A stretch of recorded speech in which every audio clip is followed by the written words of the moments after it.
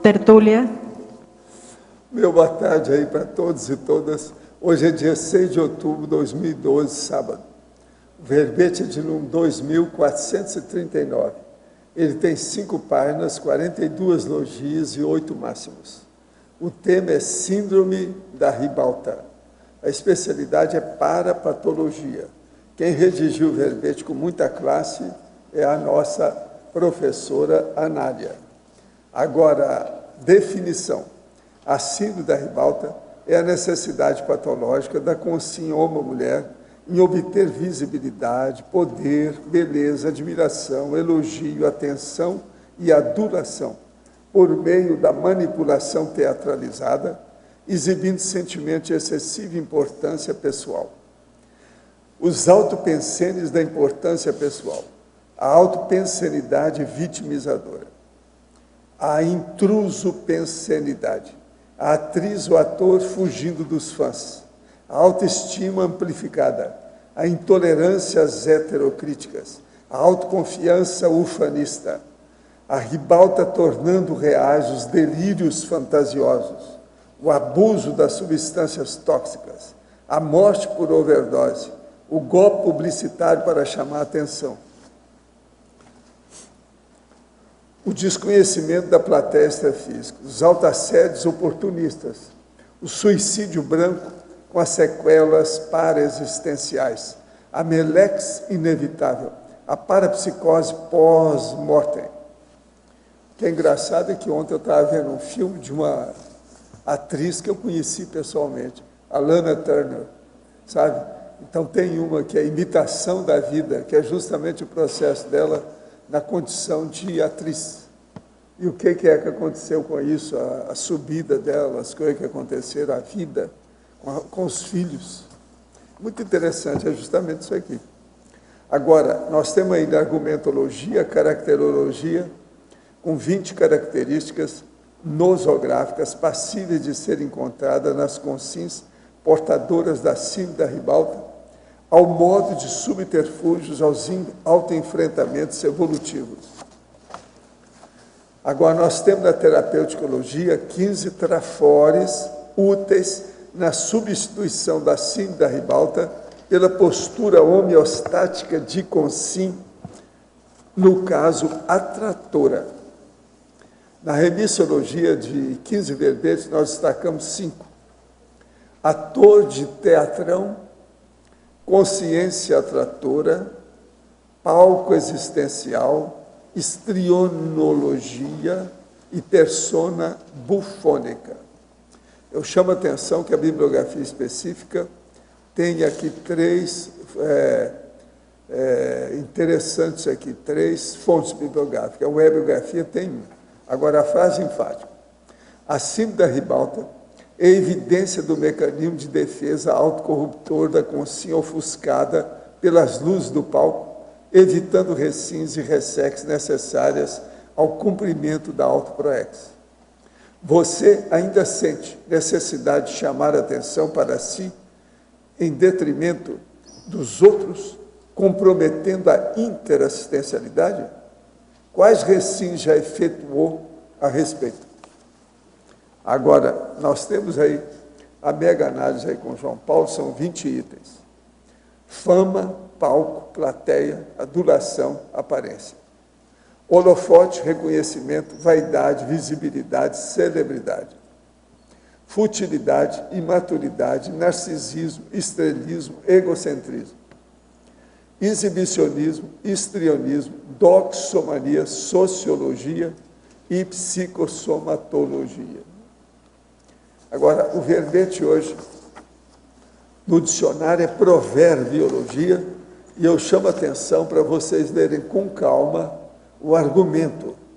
São 10 grandes personalidades que escreveram alguma coisa e que a conscienciologia está dando uma geral neles, mostrando as bobagens que andaram escrevendo. Agora, é bom vocês lerem bem o argumentário. São 10 casos de pessoa conhecida, as bobagens que eles deixaram escrito. A turma que vai fazer livro aí, é bom saber disso. E também é bom a gente ver como é que a conscienciologia é mais avançada. Agora, vocês não podem usar os princípios da conscienciologia para rachar a cabeça dos outros com tacape, não é isso. Tem que ir com calma. Agora, veja o que é que nós estamos fazendo a abordagem dessas 10 personalidades. Agora, aqui para a nossa verbetógrafa. Fatologia, página 17, terceira linha, de baixo para cima. Poderia ampliar a ribalta iluminando a presença na tares evolutiva?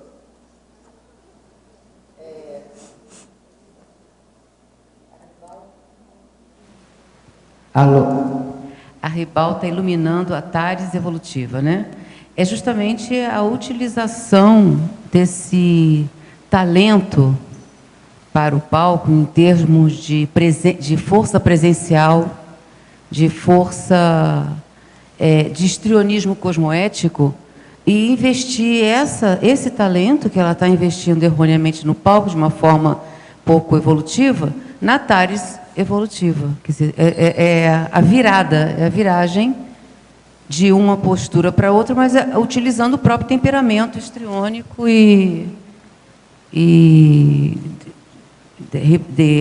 da ribalta, né, no caso.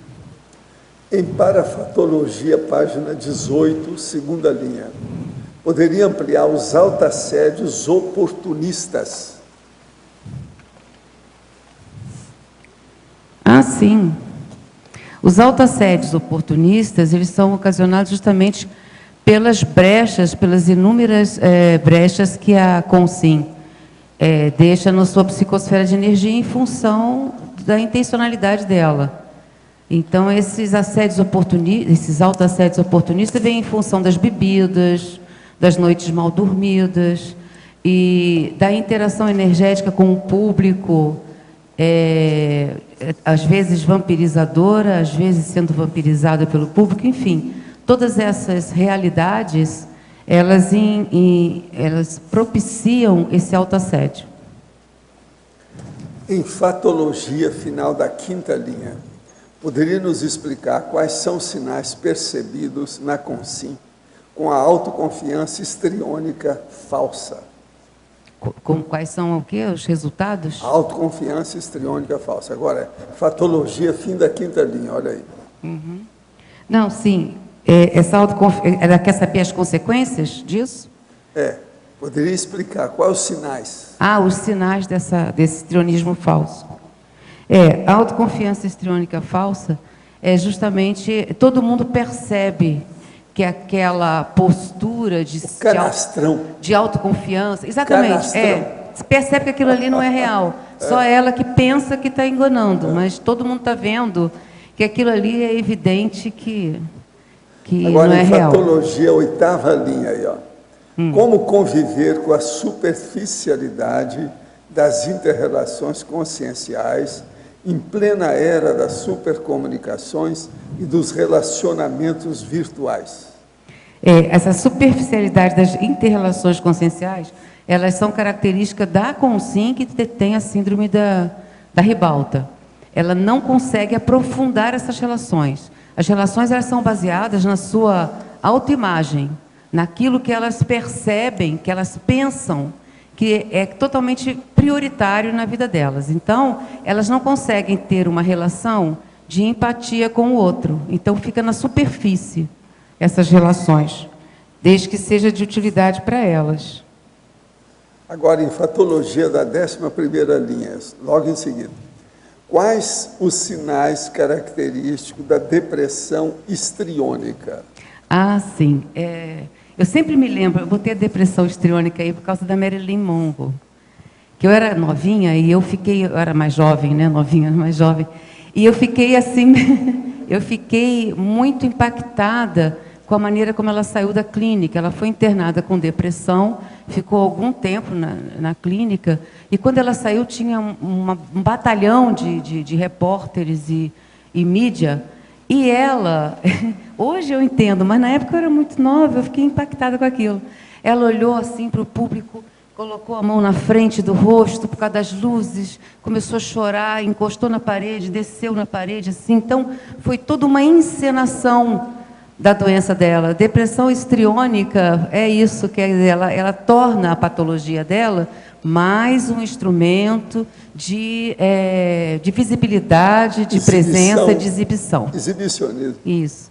Agora, em parafatologia, segunda linha, poderia explicar o significado do suicídio branco com sequelas paraexistenciais? Com certeza. O suicídio branco é justamente os excessos que a pessoa faz com o seu soma, né?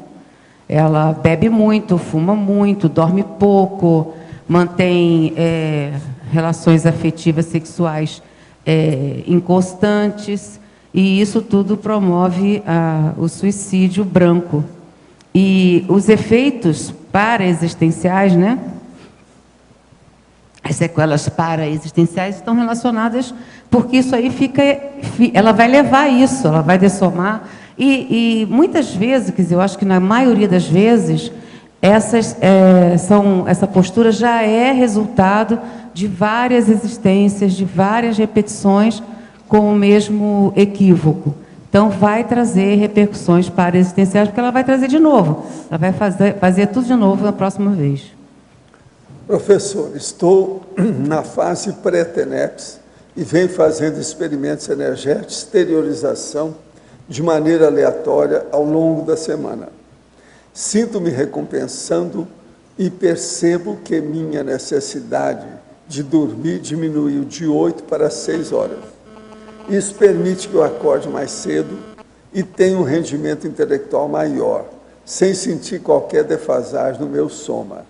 A TENEPS irá potencializar esse efeito? Poderia comentar?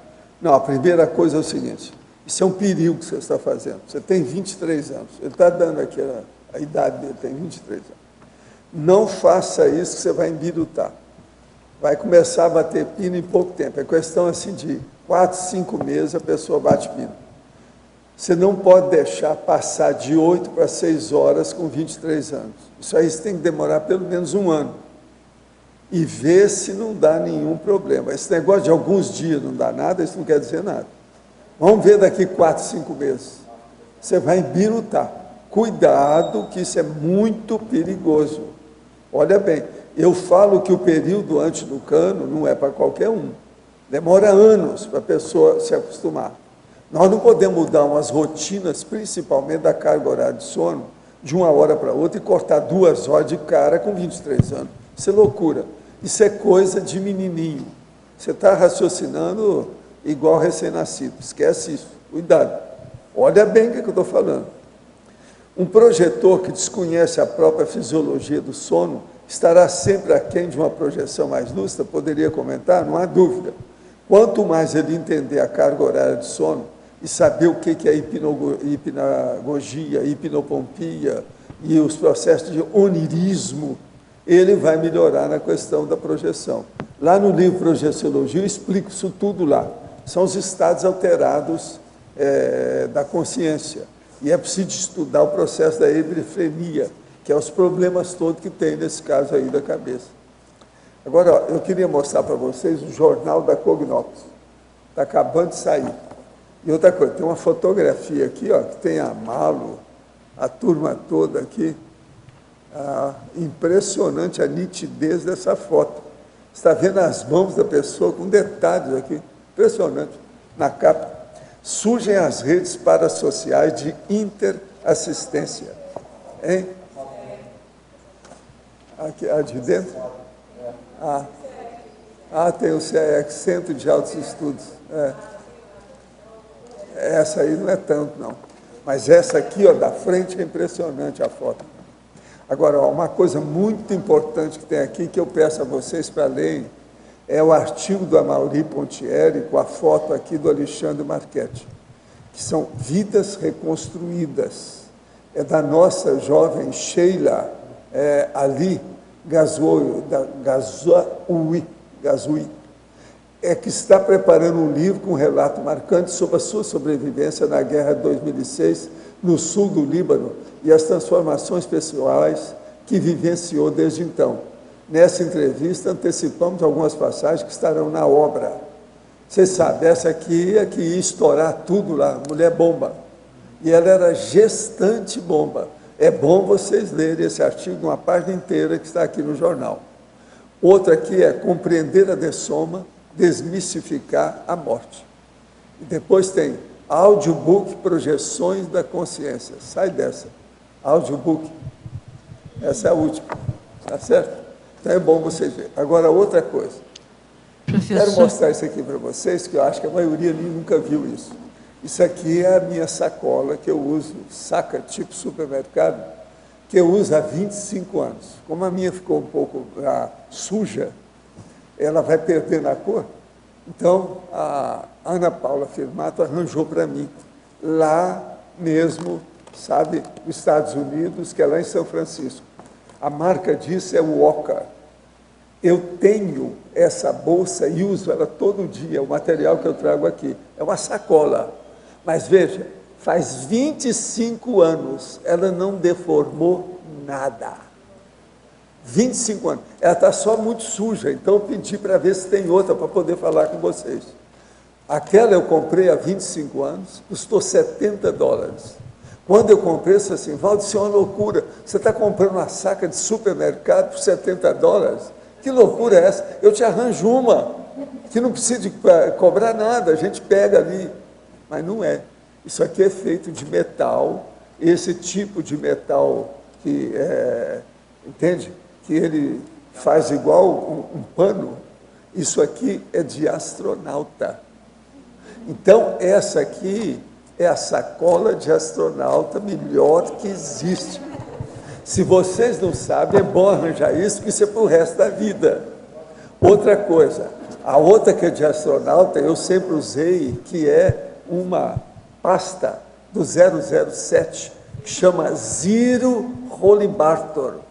Eu usei isso em todas as minhas viagens internacionais. Mas a Zero chama muita atenção, porque o povo acha que a pessoa está cheia de dinheiro quando tem a Zero, porque ela custa muito cara, alguns milhares de dólares, a boa mesmo. É tipo 007. Mas o 007 era em inglês.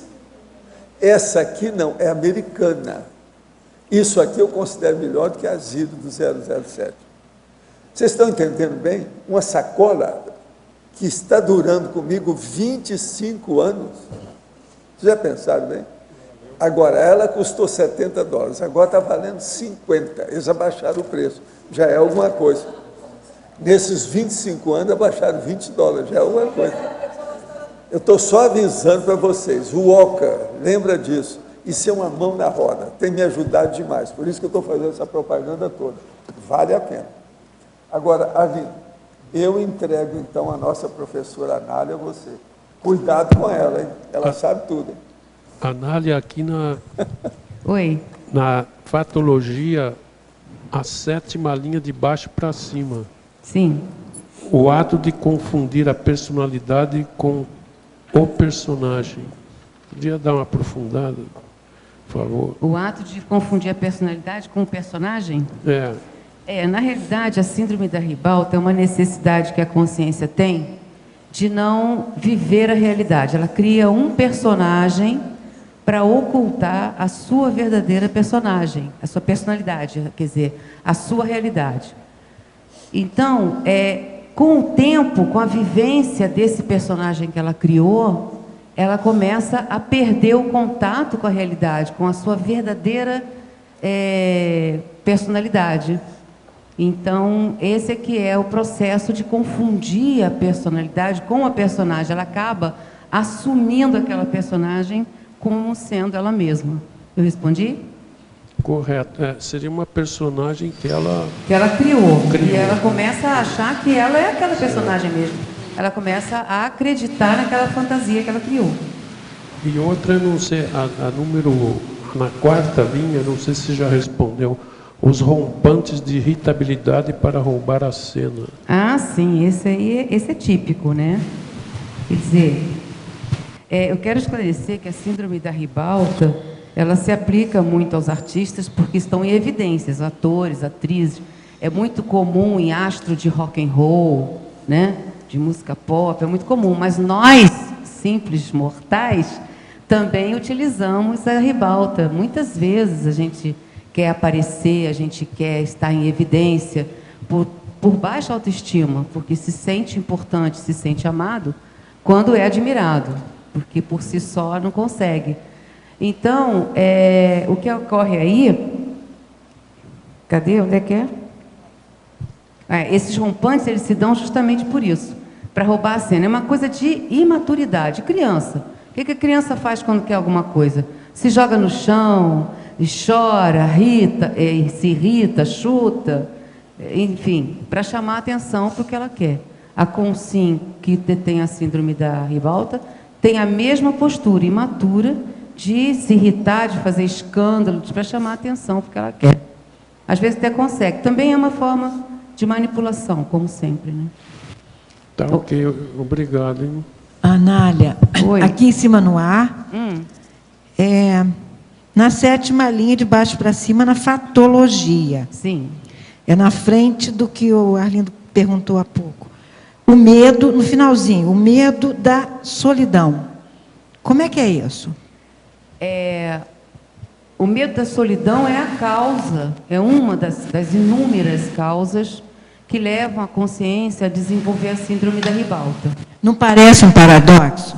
Não, porque... Não, aí eu vou explicar. Ela tem muito medo de ficar sozinha. E ela não se sente capaz de conquistar o outro pela sua própria realidade, pelo que ela é. Ela tem baixa autoestima. Então, quando ela começa a desenvolver a síndrome da ribalta, ou seja, a chamar a atenção, a querer ficar em evidência, a manipular para ter suas vontades satisfeitas e ser admirada, ela está fugindo da solidão. As pessoas se aproximam dela pelo personagem, não porque ela é, pelo que ela é. Então, ela fica alimentando essa fantasia justamente porque ela, na cabeça dela, ela vai ficar sozinha se ela não tiver esses admiradores. Porque ela não se sente capaz de efetuar conquista de pessoas para ficar do lado dela. Você entendeu? Então, tem baixa autoestima. Exato. Conforme você colocou. Aí ela cria um personagem, tipo, maravilhosa, excelente, bonita, é isso? Isso. E isso manipula os demais. E ela nunca mais fica sozinha. Ela nunca mais não, né? Depois ela envelhece. Mas ela não fica sozinha daí para frente. Ela vai ter sempre seu séquito. Vai ter sempre aqueles admiradores, aquelas pessoas que querem ficar perto dela, porque tá, muitas vezes, até para aparecer também, né? Vai ter sempre gente por perto. Ela não vai ficar sozinha. Então, os outros também têm a síndrome da ribalta. Não, a síndrome... Você falou, são não. todos Como? ficam iguais. O teu microfone está falhando e eu não estou ouvindo tudo. Tá. Não, eu estou falando com... Está dando para ouvir? Isso. Agora sim, melhorou. Tá. Então... qual é a sua dúvida? É Tânia que está falando? É Tânia. Tânia. Qual é a sua dúvida, assim, em relação a isso? Porque eu tinha colocado que talvez fosse, quer dizer, você diz, faz a personagem, cria um monte de pessoas também com uma síndrome da ribalta, uma pseudo-síndrome, também não querendo aparecer. Não necessariamente. Vamos ver a metáfora do ator, né, da atriz. O ator e a atriz é famoso, ele aparece em todas as mídias. Ele precisa de ter uma série de pessoas que trabalhem para ele, que facilitem a vida dele. Ele não pode fazer nada, nem para entrar no carro, ele quer abrir a porta, vamos supor, num nível bem exagerado. Então, ou então não vai estacionar. Essas pessoas querem trabalhar para ela, porque isso melhora o status dela. Eu trabalho para a Xuxa, eu faço comida para a Xuxa. Você está entendendo? Sim. É nesse sentido que as pessoas se aproximam. Não se aproximam porque admiram, porque ela é uma pessoa interassistencial ou porque ela é uma pessoa equilibrada. Não é isso. Aproxima pela famosidade, como se diz aí hoje na mídia. Tá, ok. Muito então, obrigada. na realidade, Tânia, ela ainda é uma pessoa só. Tem um momento aí que eu falo da alegria vivenciada. Onde é que está esse? Eu acho que é na fatologia mesmo. Alegria aparente e tristeza vivenciada, me parece que é isso. É no paradoxo, né? Ali, isso fica claro, sabe, Tânia? Essa consciência, ela vive uma alegria superficial e aparente, mas no âmago, ela é só, entendeu? Último binômio. Lá na binomiologia, alegria ensaiada, tristeza vivenciada. Então, ela sabe que aquelas pessoas não estão lá porque gostam dela, ou mas sim pela famosidade dela, pela imagem, pela autoimagem, por aquilo tudo que ela constrói. Para você ter uma ideia, a Dercy Gonçalves, ela dormia maquiada. O personagem estava tão firme nela que ela não conseguia tirar nem mesmo a persona, a máscara. Você está entendendo? Tá, muito obrigada. Anália. Oi. Aqui. Primeiro de tudo, achei seu verbete excelente, muito bom. Não é só porque a gente é colega do Rio, não, tá sendo sincero. Eu já ia falar que você não conta. Eu achei muito bom mesmo. Sim. Uma perguntinha rápida. Na fatologia, na 5ª linha, o desprezo pela mediocridade do outro. Sei. Você podia expandir um pouquinho isso? Posso. Isso é decorrência do sentimento de importância pessoal. Né? Eu sou o máximo, eu sou perfeita, e o resto é o resto. Então, se as pessoas não conseguem entender o que eu digo, o problema é do outro. Ele é medíocre, ele não tem sinapse suficiente para me alcançar. Isso é comum também no meio acadêmico, na ribalta acadêmica, né? Que o resto é mediocridade. Então, vira a cara, não tem total desprezo pelas pessoas que não conseguem alcançar o seu nível de excelência. É bom ver 2 filmes sobre isso. Um chama Crepúsculo dos Deuses e o outro é Imitação da Vida. Vale a pena ver. Crepúsculo. Essa imitação que eu estava vendo ontem. Eu conheci a Lana Turner, pessoalmente. Agora ele é dela. Agora ela já era veterana, era uma boa atriz. Não era uma mulher também feia de jogar fora, não. Era uma louraça. Mas agora o que é que se passa? O ambiente dela, como a gente fala, o processo da parapsicosfera não era boa, não era simpático, não. Eu a conheci, eu tive no camarim dela, aquele negócio todo, lá no Estudo da Universo. Esse filme é um pouco antes daquilo que eu conheci. Eu conheci logo em seguida esse filme. Entende? Várias das coisas dela eu vi. Agora, ontem eu vi esse filme para ver. O problema é justamente isso aí. Vale a pena examinar essas coisas devido à síndrome da ribalta. Valdo, Sim. você também já falou várias vezes que você conheceu bem a Dercy, né? Teve contato. Não, a Dercy que ela falou também eu conheci. A Dercy eu tratei dela do ponto de vista de processo plástico, entende? Ajudei. Agora, a coisa que ela mais preocupada não era a cara, não era nada disso, eram as mãos. Então, eu coloquei as mãos dela como mão de fada, de menina, né? E ela ficou feliz da vida. Agora, a Dercy é uma das mulheres mais inteligentes que eu conheci na minha vida. Era muito inteligente. O QI dela era impressionante. Matéria de conversa, tudo. Psíquica.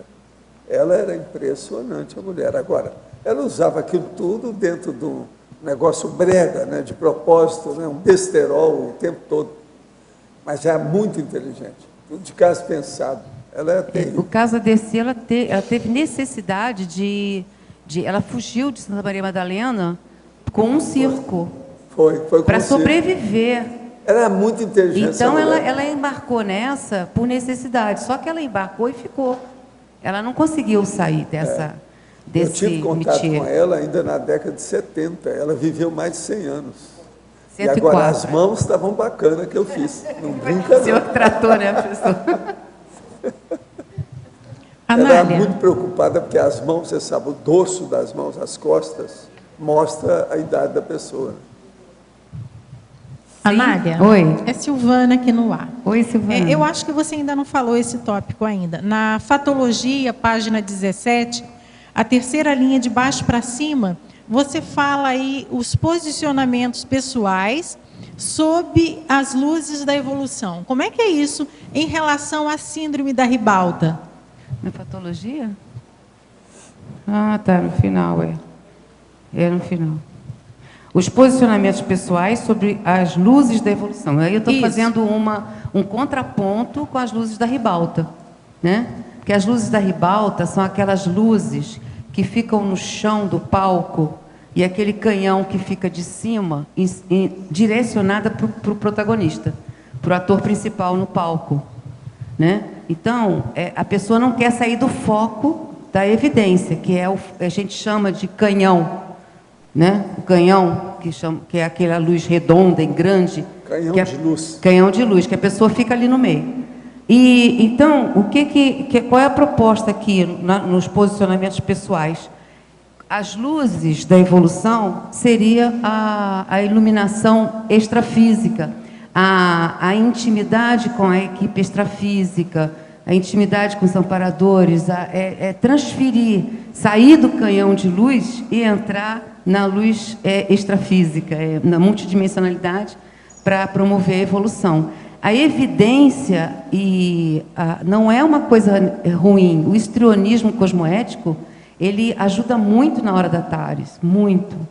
Então, não é ruim, entende? É bom, agora tem que fazer essa viragem, né, como diz o Félix Young, viragem. Obrigada, Anália.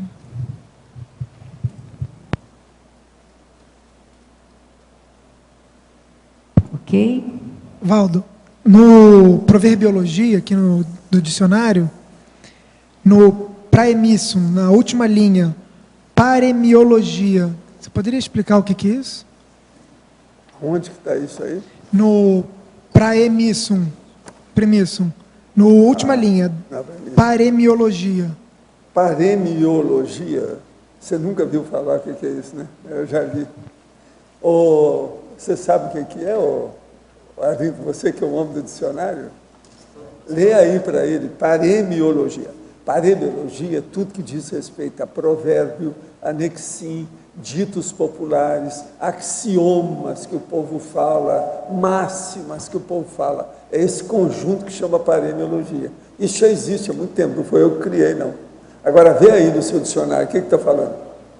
Obra, estudo a respeito de parêmias, coletânea de parêmias. Agora, parêmia é provérbio ou alegoria breve. Está vendo? Isso que é. Agora, todo estudo de provérbio ou alegoria breve.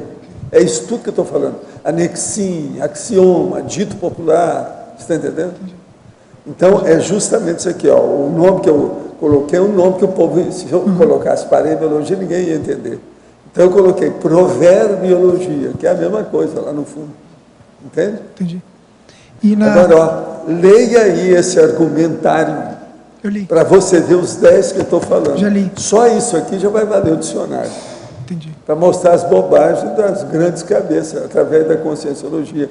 Como é que o povo ignora o que é a consciência? Eu estou pegando aqui o top. Você viu os nomes das pessoas? Vi. O Nietzsche, Shakespeare, Pitágoras, Goethe, muita gente, Victor Hugo. Estou pegando as bobagens que eles escreveram e deixaram escrito. E o desejo é o seguinte, é que vocês não deixem essas bobagens escritas no seu livro. Só isso. E eu estou fazendo uma força danada para não deixar nos meus. Na página 41, você bota aqui na descrenciologia, na sexta linha, princípio da permanência da autopensanidade. O que você quis dizer com permanência? A gente não vai mudando a nossa... permanência da autopensanidade, tudo evolui paulatinamente. Você sabe o que eu falo de paulatinamente? Paulatinamente é pouco a pouco, quer dizer, através de paulada, paulatinamente. Então, agora aí, a gente fala, o outro princípio da permanência da autopensanidade recomenda que se escreva para a sua época, mas atentos ao futuro. Então, a autopensanidade, no caso, é você estar atento a tudo que se passa, aquilo que você está fazendo e ver o que vai acontecer amanhã. A paraprospectiva do processo. Então, é isso que você tem que começar a pensar para preparar a cápsula do tempo, ou seja, a sua obra escrita, publicada, que vai servir de autorrevezamento para a sua próxima vida humana. Você entendeu a diferença? Entendi. Agora, aqui, ó, nós estamos mostrando isso tudo, o princípio da descrença dentro desse processo. Agora, isso tudo eu falei no fim, ó, não esqueçamos da autorrevezamentologia multiexistencial. Esse é o caminho. Agora, veja a lógica que tem isso. Na vida humana, quem é que oferece uma coisa tão óbvia como a Conscienciologia oferece? Não tem parte nenhuma. É tudo óbvio. Agora, veja, nós estamos mostrando aqui agora em matéria de confronto de ideias. Eu peguei 10 caras conhecidos. Virgílio, por exemplo, aí, ó, o negócio é da antiguidade. Como é que fica isso?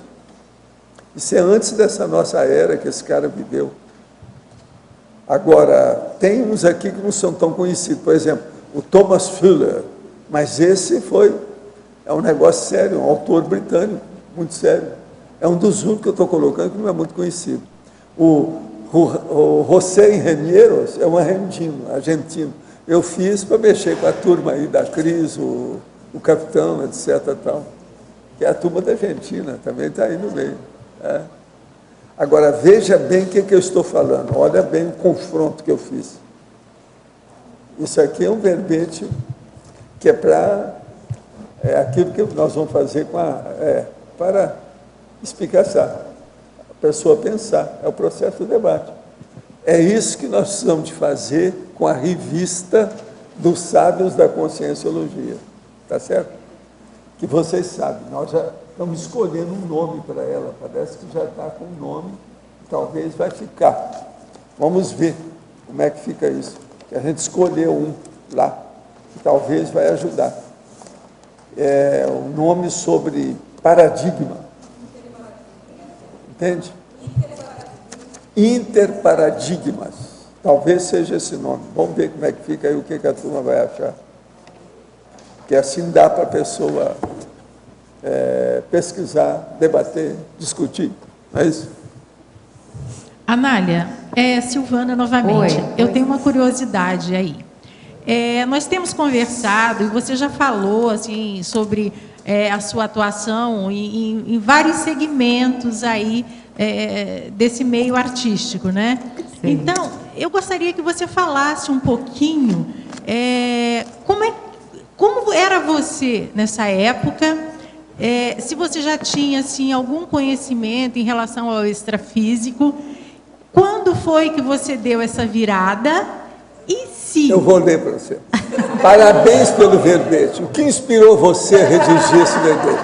Qual a sua experiência quanto a esse assunto? Você se sente, como você se sente defendendo o verbete? Não fui eu que mandei a pergunta. Tudo. Tem que responder tudo.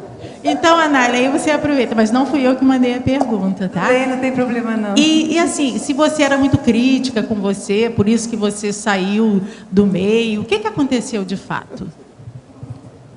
Já deixo aqui. Olha, bem, quer dizer...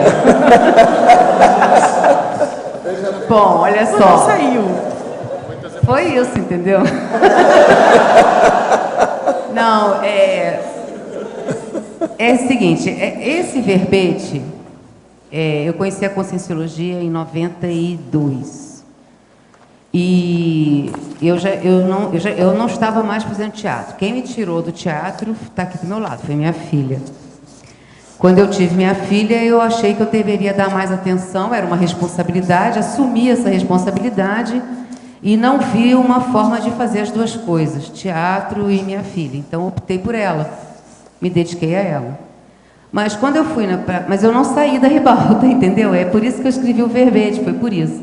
E eu vou confessar aqui uma coisa, esse verbete surgiu justamente pelo meu posicionamento aqui, nesse lugar, no primeiro verbete.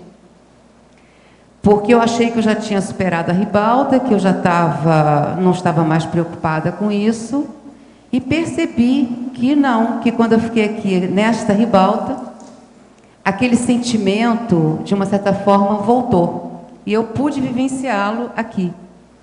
Eu fiquei em euforia, mas não era uma euforia Era uma coisa meio mais mesmo pelo histrionismo superficial, não era uma coisa assim.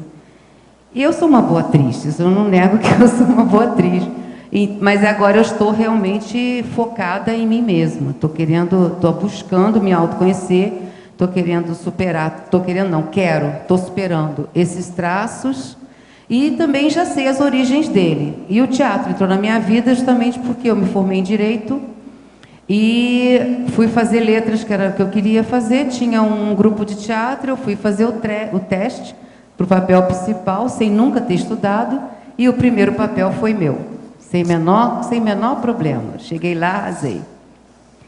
E desde criança que eu brinco de teatrinho, então isso é paragenética, isso aí vem de muitas existências, e eu tenho certeza, agora eu estou fazendo uma pesquisa na... O que desceu aqui?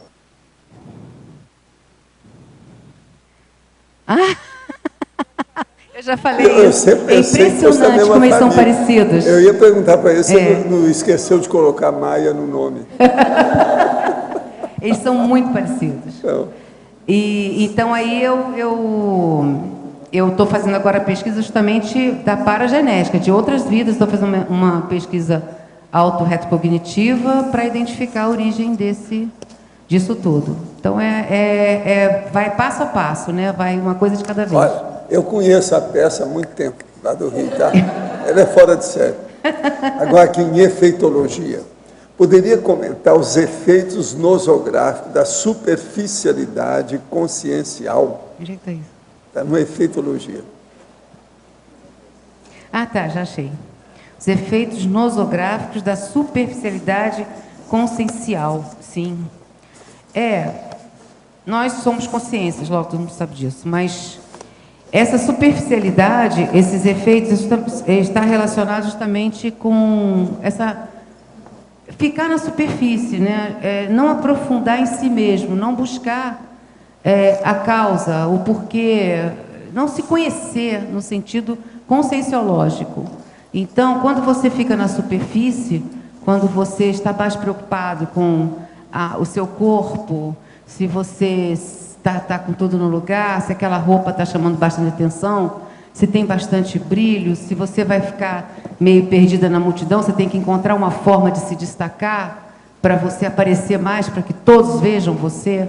Você quer entrar num restaurante, quer entrar numa boate, quer entrar num teatro, mas quer que todos parem de conversar para ver que você chegou. Nem que seja pelo ridículo até, sabe? Botar um chapelão com um periquito em cima. Colocar uma abóbora de pendurada no pescoço. Aí todo mundo vai olhar para você, entende? Então, isso é uma superficialidade consciencial sem precedentes, né? Que a pessoa... Agora, o pior é quando a mulher faz isso sem querer.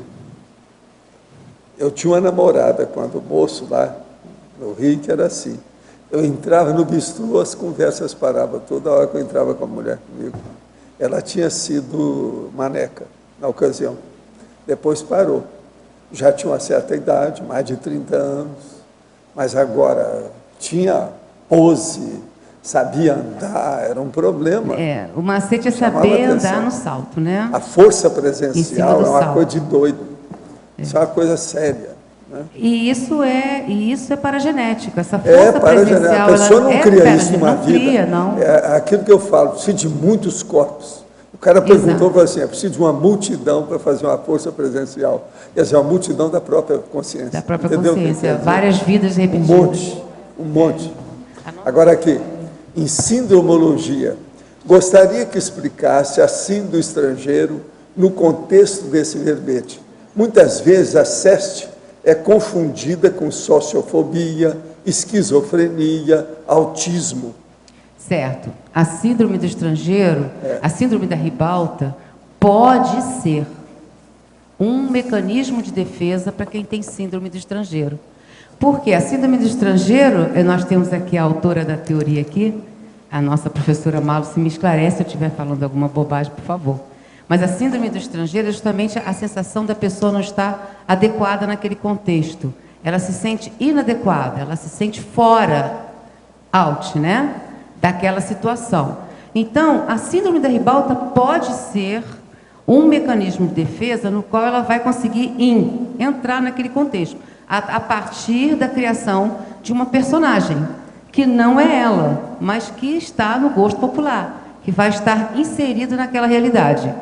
Agora, eu quero esclarecer que a síndrome do estrangeiro não é um mecanismo de defesa, necessariamente um mecanismo de defesa do síndrome da ribalta. Ela pode ser, mas nem toda síndrome do estrangeiro, nem toda síndrome da ribalta poderá acusar a síndrome do estrangeiro. Não sei se eu deixei bem claro. Uma condição que eu acho, Anália, tudo certo? Uma condição que eu acho assim, bem diferencial, é um diagnóstico diferencial, é que a síndrome do estrangeiro é a síndrome de abstinência do curso intermissivo. Esse é o ponto, é o diagnóstico diferencial. Então, se a pessoa não sente necessidade da multidimensionalidade, se ela não quer uma resposta sobre paraprocedência, se ela não quer encontrar seus pares, mas os seus pares da evolução, quer dizer, os compassageiros, aí ela não tem síndrome do estrangeiro, que não é fobia social, não é a simples inadequação, ela vai muito além disso. E ela tem raízes muito mais profundas. Então, se a pessoa está superficial e quer apenas aparecer ou usar um mecanismo de defesa qualquer para esconder o ego, que até aquele psicólogo Winnicott, ele explica isso muito bem, o falso ego. A pessoa não precisa de ter síndrome da ribalta, ela pode construir um falso ego porque não se sente bem com a personalidade própria, né? Que ela não se sente bem intraconsciencialmente. Então, eu vejo assim, o grande diferencial para a gente aplicar o teste terapêutico da síndrome do estrangeiro é: você sente falta da sua paraprocedência? Mesmo que a pessoa nem conheça essa palavra, ela vai entender o contexto. Aí a gente consegue situar os casos em que a pessoa também pode aparecer com esse exibicionismo ou não, porque pode ter uma hora que ela pode fazer interface, sim, porque ficou até bem comprovado lá pelos questionários que nós aplicamos, que muita gente com síndrome do estrangeiro vai para a área de comunicação e para a área artística. Jornalismo, uma série de outros. Então, eles procuram profissões vamos dizer, de alta exposição, mas, ao mesmo tempo, se escondem. É um curioso paradoxo, né? A pessoa procura uma profissão para se expor porque ela quer se esconder. Então, aí pode aparecer esse caso que você está comentando, sim. Ok, obrigada, Malu. Por que a síndrome da ribalta é mais frequente nas consciências femininas? Não, ele está perguntando. Mas não é mais frequente, não. É que na nossa sociedade machista, a mulher aparece mais porque os homens têm mais liberdade de exteriorizar a sua admiração e a forma como impacta neles a presença daquelas mulheres maravilhosas, com corpo malhado, que fazem fotos de revista para homens e tudo. Hoje nem tanto, hoje a mulherada já está também admirando os manequins, os atores, e já tem fotos dos atores mostrando o tanquinho, né? Então isso aí hoje já está praticamente nivelado, eu não vejo assim mais a síndrome na mulher, não. Nós temos até, a Bárbara estava me lembrando aqui, nós temos vários exemplos masculinos de síndrome da ribalta. Nós temos o Kurt Cobain, do Nirvana, não sei se alguém aqui já ouviu falar, né? Temos o James Dean, que morreu num acidente de carro. Temos o Elvis Presley, temos Michael Jackson, Jimi Hendrix. Tem um monte de gente que morreu aos 27 anos, que é a idade crítica desses artistas, cantores, etc. É interessante que é a idade limite da fase a hora que a pessoa amadureceu, para a fase executiva. Logo depois que ela amadurece, o cara morre. Assim, então tem um monte assim. Eu já escrevi sobre isso. Professor, minha irmã tem problemas mentais e fala durante o sono. Na semana passada, fiz um arco-altai que ela parou de falar, dormindo. Poderia comentar o que pode ter acontecido depois do arco-altai? Possivelmente, às vezes, tinha alguém com ela e você afastou a consciência que estava lá. Isso pode ser assédio. Aí é chamada semi-possessão. Isso é muito comum. Professor, comecei a fazer TENEPS há um mês e há 2 dias senti algumas coisas diferentes. Meus braços ficaram levantados, tremendo, movimentando rápido e senti que esfriou o quarto. Depois baixei os braços, tudo ficou mais calmo. Em seguida voltou ainda mais forte, que eu não conseguia fechar as mãos e senti a boca fria e o corpo paralisado. Percebi que fiquei uns 40 minutos com os braços para cima. Já li o manual do TENEP, assisti o seu curso de TENEP, mas ainda não sei se estou fazendo certo. O que o senhor poderia comentar? Escuta, você está nos primeiros 6 meses, o que você está querendo? Aguenta firme, toma água antes. É por aí, está começando, está tudo certo. Agora, ó, tudo indica que você é ectoplasta. Abre o olho com isso. Precisa estudar isso aí. Professor, uma pessoa com problemas psiquiátricos e que toma remédio controlado pode ter lucidez consciencial? Pode. Depende da pessoa, e esse negócio de problema psiquiátrico tem muito tipo, muita coisa. E remédio controlado também não quer dizer nada. Uma pessoa, às vezes, com remédio controlado, ela aumenta até a lucidez dela. Tudo precisa de ver é se está bem indicado, se a terapia está sendo bem feita. Isso é que é o mais sério. É fármaco, quer dizer, remédio, medicamento, a gente tem que estar de olho para saber se está correto, para não dar efeito secundário e nem criar comorbidade, quer dizer, ter uma outra doença junto com a outra, criando problema. Mas está isso tudo é possível acontecer. Agora, gente, eu devolvo então a nossa professora Anália. Pode falar. Anália, você pode comentar um pouco, quem vive viveu no meio artístico, às vezes vê aquela pessoa, aquela atriz ou aquele ator iniciando e daqui a pouco aquilo é muito rápido e tem uma ascensão. Pega uma peça famosa, uma novela, uma coisa assim, e você vê a síndrome se iniciando. Então, ele tem a personalidade, se dá bem com os pares, mas daqui a pouco ele começa a se poluir pela badalação, pelo puxa-saquismo, pela adulação em torno dele. E daqui a pouco aquilo também, às vezes, não vai durar muito tempo. Cai, mas a síndrome continua, ele fica já infectado pelo vírus, né? Você pode contar um pouco esse ciclo, assim? Eu quero deixar claro aqui que nem todo ator, atriz, nem todo artista tem a síndrome da ribalta.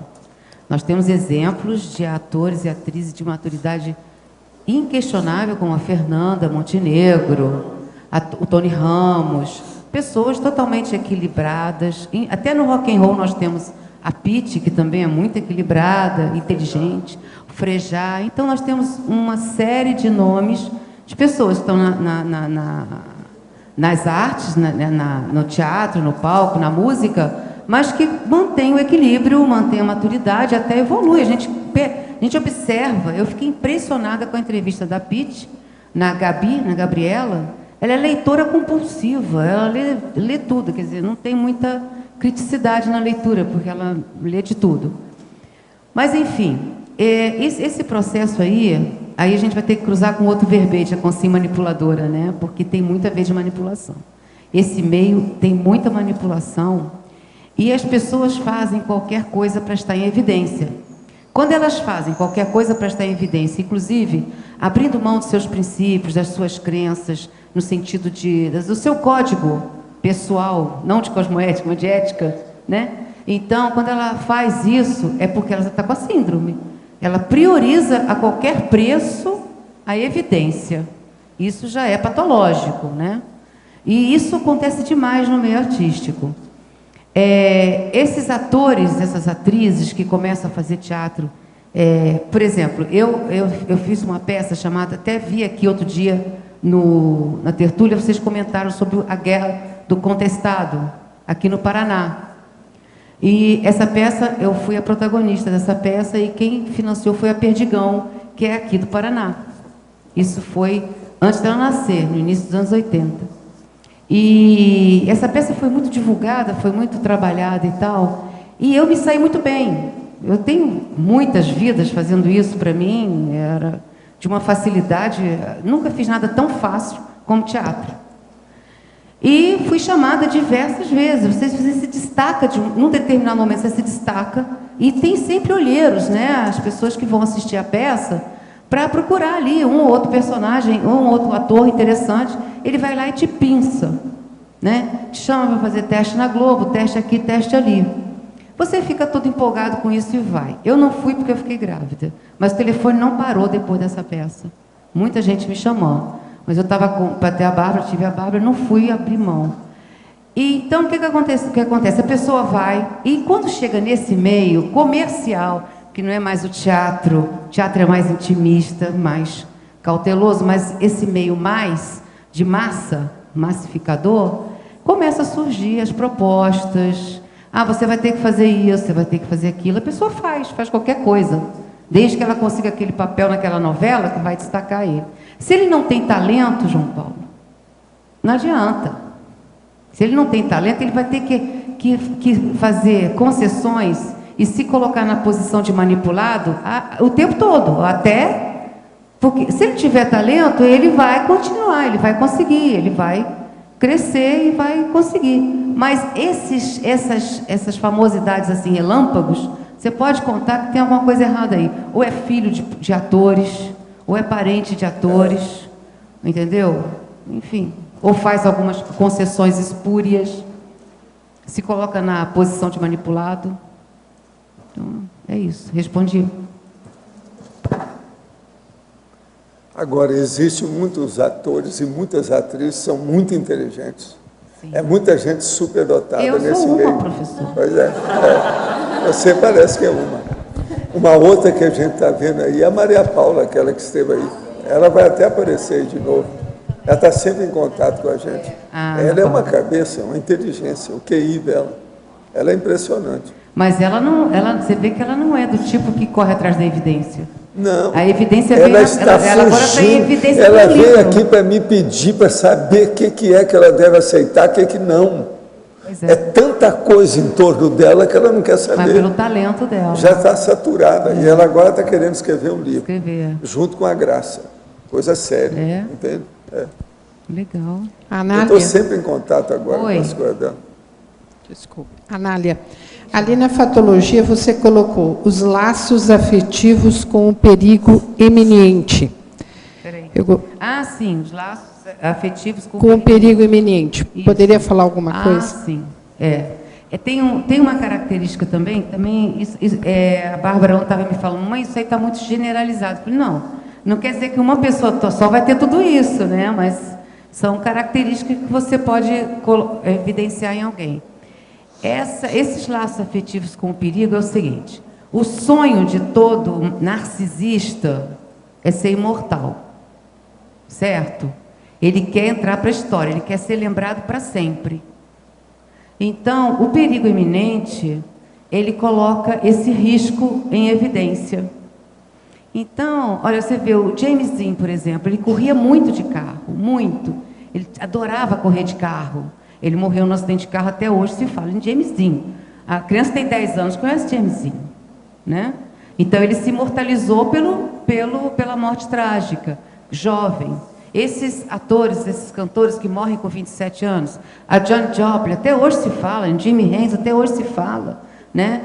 Aquele do The Doors também, até hoje se fala no Jim Morrison, né? Então, essa amizade, esse laço afetivo, tem no âmago disso, tem aquela intencionalidade mesmo do suicídio branco, sabe? Além também da inadequação com a realidade, né? Que é uma maneira de fugir da realidade também, tem também essa possibilidade. Essas são as drogas, né?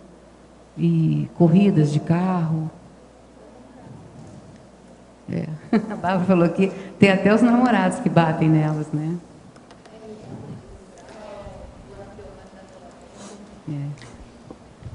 Tá ok, Anália? Anália Malo, oi. É a respeito dessa síndrome da ribalta, e nós estamos numa boa época para falar disso. E os políticos, você pode fazer uma associação? Eu acho um momento bem propício. Os políticos, eu vejo os políticos como atores canastrões, entende? Eu penso, quanto mais eu observo, mais eu percebo que os políticos conseguem se eleger e conseguem manipular as massas através do poder, do dinheiro, da troca, da barganha, da manipulação. Não é pelo talento artístico, isso eu posso te garantir que eles são péssimos atores. Eles são canastras. São canastrões, a gente sabe. Agora tem até um deputado, candidato, não sei de onde, chamado Wolverine, já viram?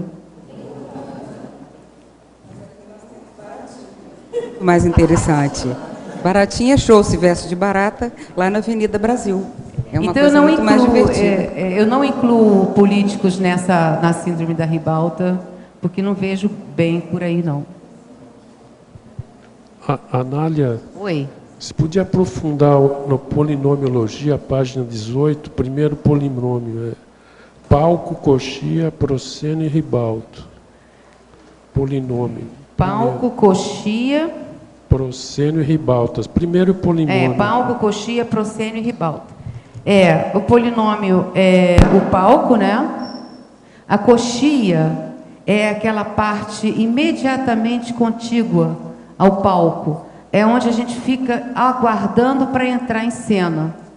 É uma zona neutra. Não é nem o camarim, não é nem os bastidores e também não é o palco. Você fica ali quietinho, circulando energia.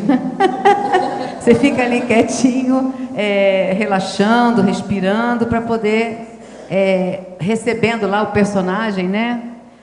É interessante isso, porque eu vou fazer um parênteses aqui muito importante. Nós temos 2 teóricos em teatro. Nós não, porque eu não sou mais do teatro. Eu estou falando nós aqui, mas não sou mais não.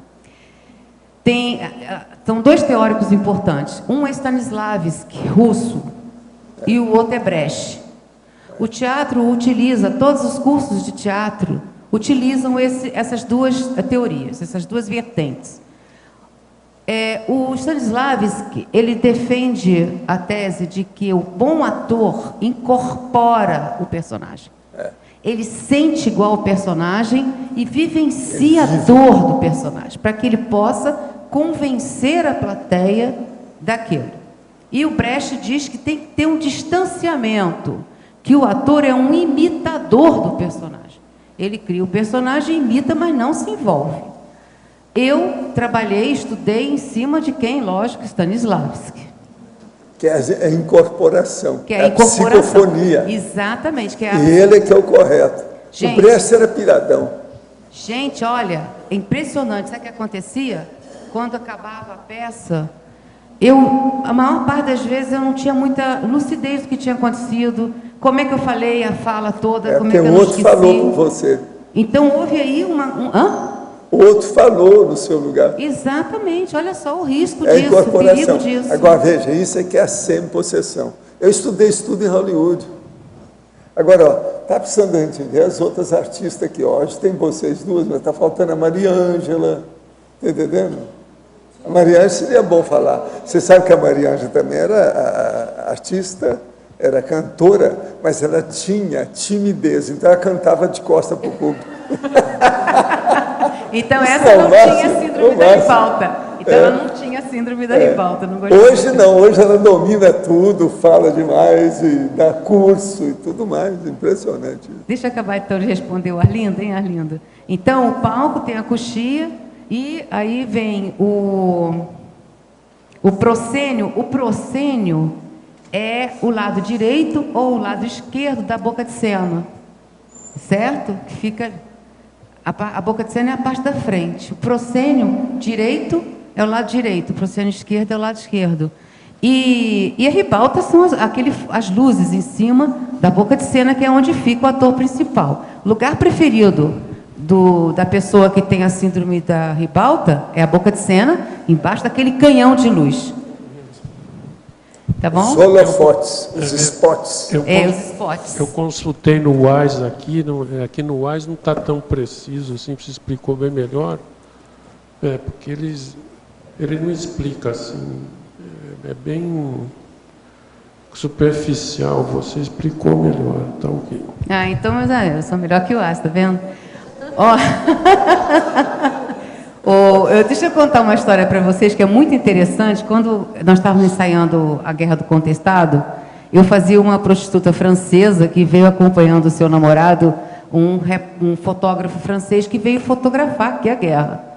E tinha lá uma moça que trabalhava com a gente que não tinha fala. Todo o trabalho dela era mímico. E ela, como ela não tinha fala, ela entendia que ela tinha que estar nos melhores lugares do palco. Mas eu não deixava, porque eu queria aparecer. Então, eu achei muito engraçado, eu lembrei disso hoje, eu tinha esquecido disso, lembrei disso hoje. Então, nós tivemos um problema sério no elenco, porque ela me empurrava e empurrava ela, entendeu? Eu era vedete francesa, eu que tinha que estar na boca de cena, né? E ela foi reclamar com o diretor e tudo, e eu fui extremamente manipuladora. Quero me retratar aqui agora, porque eu consegui convencer, por manipulação, o diretor, que eu não tinha a menor intenção de tirar o lugar dela. E ele acreditou e realmente eu fiquei com a boca de cena. Né? Por isso que eu estou aqui hoje, está entendendo? É por isso que eu estou aqui hoje. Anália, aqui no ar, eu cheguei depois, não sei se você já falou. Qual seria a prescrição ou a consciencioterapia para a pessoa que quer superar a síndrome da ribalta? O que você vê nesse Isso sentido? é uma ótima pergunta. Quem perguntou? Aqui, Rafael, no ar. Oi, Rafael. Olha, está lá na terapeuticologia. Olha, aqui na terapeuticologia, são enumeradas aqui 15 características, 15 trafores, né? Desviados, 15 trafores desviados pela síndrome da ribalta. Por exemplo, a alegria jocosa, debochada, né? Você transformar isso em humor sadio. Então, a terapeuticologia seria você primeiro, não se punir, nem ficar se culpando, nem ficar com vergonha do que houve. Se autoenfrentar, um autoenfrentamento é imprescindível. Fazer as retratações, verbete, eu achei essa ideia do verbete fantástica, uma oportunidade incrível de retratação, porque quando você vai escrever alguma coisa, você começa a lembrar de tudo que está relacionado com aquilo, e quando você chega aqui, você começa a fazer essas retratações. Isso é muito importante, e isso ajuda muito na autoconsciencioterapia. E numerar esses trafores, por exemplo, alegria, auto-organização. Gente, eu não conheço ninguém mais disciplinado e auto-organizado que um ator. Porque se ele não for, ele não dá conta. Não dá. Ele não dá conta. Então, é um trafor importante na conscienciologia. Você ser disciplinado e organizado. E outra coisa, todo mundo precisa de ser ator se vai entrar na docência, devido ao histrionismo. Exatamente. Então, o grande professor é um grande ator. A grande professora é uma grande atriz. Senão esse negócio não funciona bem. No item 8, eu ponho força presencial, do histrionismo anticosmoético ao histrionismo cosmoético, que é justamente o que o professor Val está falando, né? Então, tem aí algumas coisas que... Eu sugiro na autoconsciencioterapia que a pessoa que se identificar com a síndrome da ribalta comece a enumerar. Eu comprei umas fichinhas, ficha comum de papelaria, e eu uso essas fichas na bolsa, no bolso, na carteira. Quando vem alguma coisa, eu escrevo naquela ficha. Quando eu chego em casa, eu coloco tudo no computador, dependendo do assunto, dos vários assuntos que estão me mobilizando. Então, é interessante a pessoa enumerar todos aqueles traços, mesmo que não, sem se preocupar em qualificá-los, se é trafora ou não interessa o que é que está pensando na hora. Anota, registra e acumula o registro. É isso, e começa a anotar tudo isso. Aí depois vai lá ver e refletir sobre aquilo e reorganizar. Fazer avaliação. E com isso ver o que serve, o que ela pode utilizar daí para frente e o que ela precisa realmente, com um outro trafor, superar. Eu acho que é esse o caminho. Respondi, Rafael, você? Obrigada. Quem trabalhou com acting sabe muito o processo da coisa escrita, devido ao problema de saber as deixas, o que é que... Isso aí é muito importante. O negócio da pessoa conhecer o script. Decorar um ela, texto... então, desenvolve mais rápido. Porque quando você recebe um personagem, por exemplo, a Eva, que é essa personagem do Contestado, que eu usei como exemplo, porque foi o que eu vi aqui na tertúlia, achei impressionante vocês falarem no Contestado aqui. Ele não tinha nada. Você vai fazer essa Eva, eles te dão um texto com as falas. Acabou. Ali você tem que construir. Quem foi essa Eva? Como é que foi a infância dela? Se o diretor é bravo, ele não deixa que você faça apresenta nenhum caco. Não pode. Não pode ter nada, não pode. Então o negócio tem que disciplinar. Ainda mais numa peça histórica, professor, não pode ter caco. Pois é. Então aí você tem que decorar aquilo, saber exatamente a hora que você vai falar, para você não subir na fala do outro, não sujar a cena, saber onde você tem que estar. Olha só os nomes: sujar a cena, Sujar. Gente, vocês têm aí uma catedrática, vocês devem aproveitar. Os professores, eu acho que você devia dar aula para os professores. Sabe Outra como já é que vai é? fazer verbete sujar a cena, que é Precisa de dar um jeito. Não, a turma do Instituto divide pegar a Anália hoje para ela dar curso para os professores. Isso aí vai ajudar demais, não? Mostrar como é que é no palco, você mostrar tipo workshop, mostrar para o povo como é, de que modo que é, o que fala, para melhorar o estrionismo dos professores nossos. Agora, a turma do Instituto é que devia entrar nessa. Ela é um poço de conhecimento sobre essas coisas todas, sabe tudo. Nós trabalhamos com isso lá em Minas, em Varginha, quando eu fui morar lá, mas teatro universitário para advogados e para professores, de repressão emocional, que a gente chamava. É desrepressão. Que era trabalho tem vários exercícios. Nós precisamos muito de disso aqui dentro do processo da liberação docência. da voz, essa coisa toda. Precisa muito disso, para a turma aí apurar o problema. Entendeu? Entendi. Esse é um caminho. Você está falando dessa questão da viragem, no caso da viragem da síndrome da ribalta para esses traços positivos, né, esses trafores encontrados na personalidade com síndrome da ribalta para assistência, cosmoética, enfim. Agora, quais as ferramentas que você sugere que ele utilize para fazer essa viragem? Você pode, não sei, talvez usando o seu exemplo, enfim. Isso que eu falei agora há pouco, da anotar tudo, né? Fazer a autoinvestigação. Está funcionando? Tá. Fazer a autoinvestigação e fazer os cursos da Conscienciologia. Eu voltei em agosto de 2010 e embarquei de cabeça... Você é uma retornadora. Sou uma retomadora. Retomadora de tarefa. Ela retornou. Mas eu acho que uma coisa interessante, naquela época, a síndrome da ribalta ainda estava bastante forte na minha vida. Não, você estava com a corda toda. Naquela época eu estava, né? Eu fui falar com o professor Val se eu podia fazer TENEP, nem pensar. Não faça isso, agora não, espera um pouco. Então, eu estava 1000 por hora. Quanto tempo faz isso? Fazem, agora, quer dizer, 12 anos que eu fiquei fora, mais 2 que eu estou aqui, 14. 14 anos.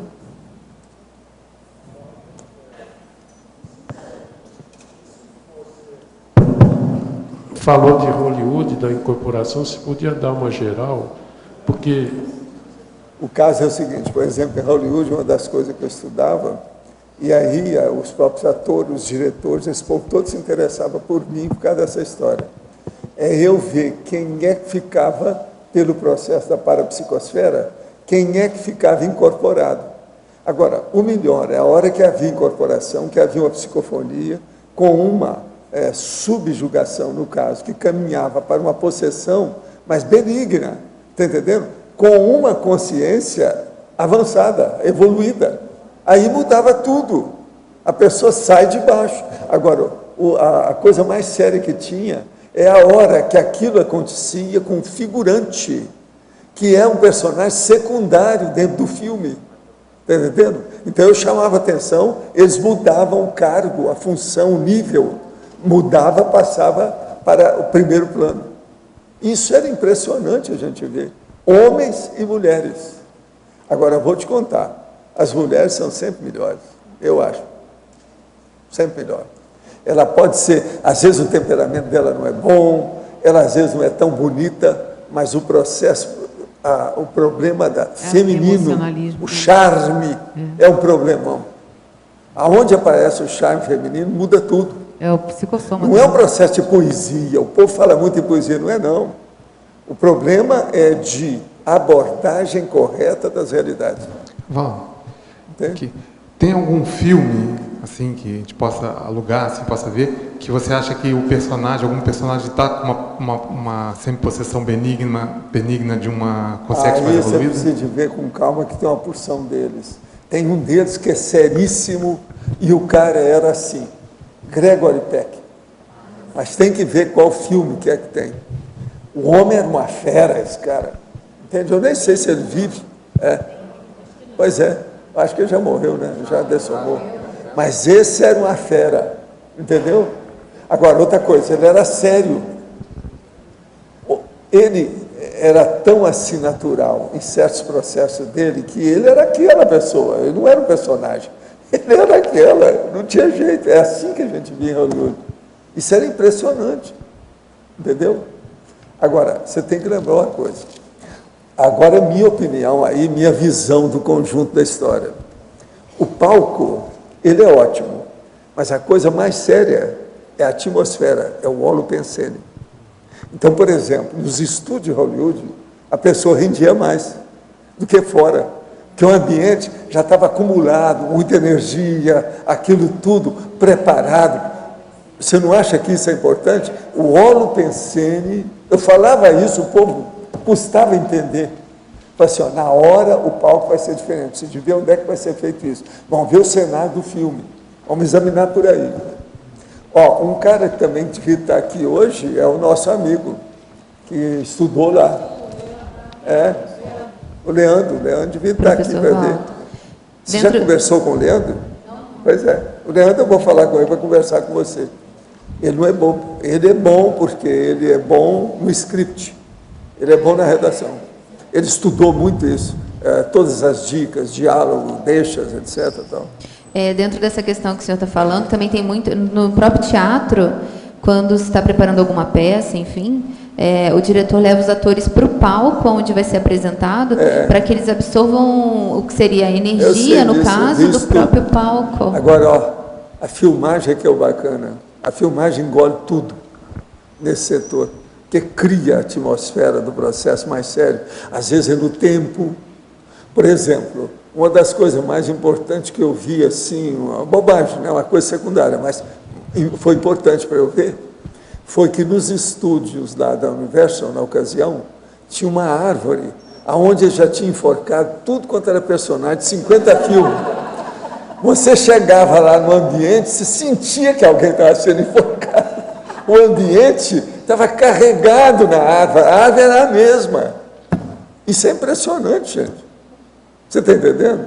Então, o holopensene do processo da filmagem, né? É o estúdio da coisa, aquilo carregado, não é fácil, não é fácil. Mas o palco também tem, viu? Tem, o palco tem. Porque o palco, entra a peça, sai Mas peça. agora, o que eu vi mais não foi palco. Eu andei estudando os negócios de palco, na ocasião, sabe, pouco depois que eu vim de Hollywood para ver no Rio, eu tive em vários lugares, aquela Maria lá, aquele palco do tablado. Esse negócio todo. Mas agora, o que eu notei é que Hollywood, devido à máquina, o que é que eles criam? Uma loucura, aqueles negócios que eles fazem. Mas, professor, tem fantasma no teatro. De vez em quando, não, eu sei. Teresa, a gente você vai falar isso para mim? Tem fantasma. Você vai falar isso para mim, Olha, eu fico imaginando. Eu sou fantasma.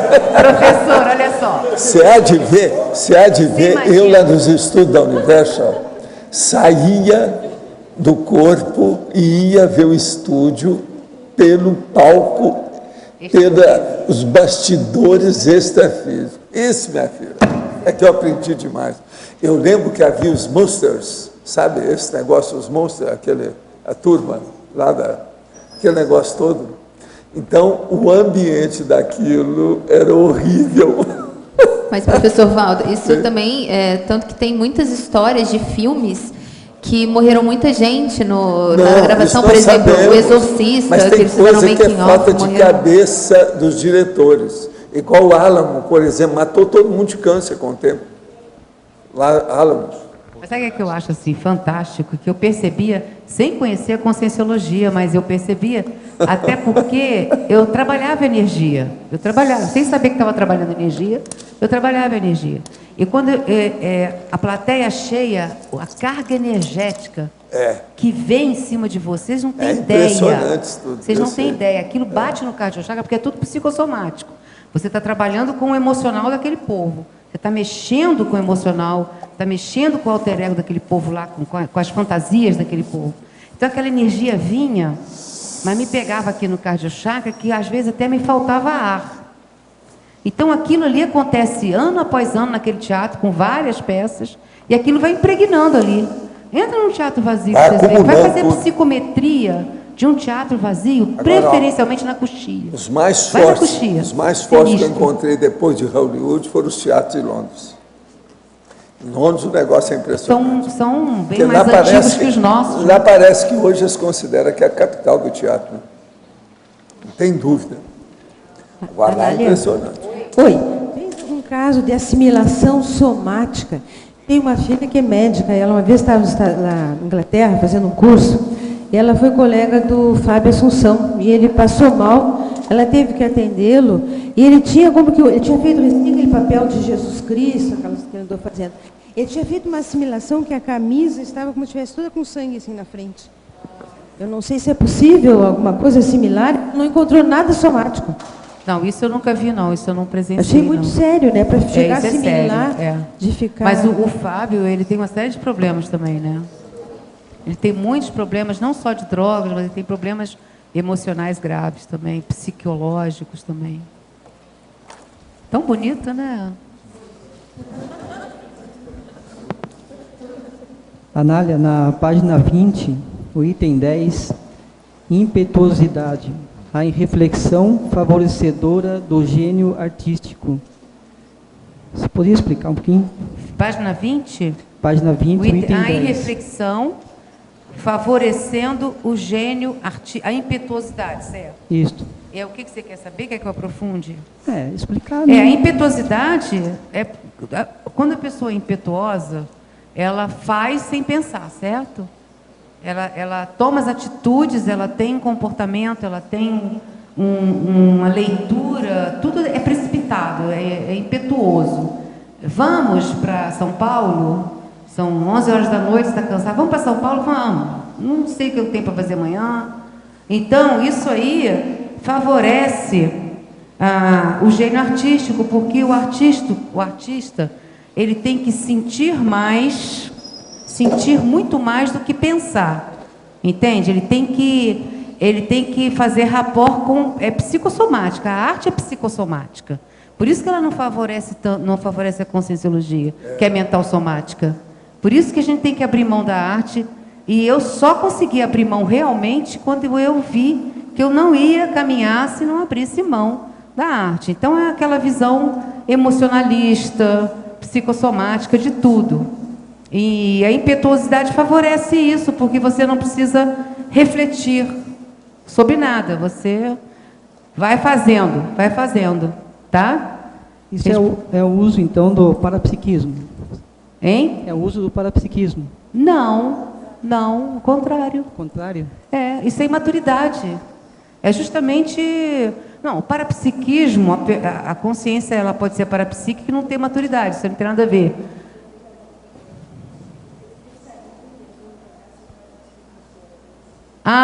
Você está falando do meu caso? Assim, vai fazendo impetuosamente, né? Isso, e dá certo, né?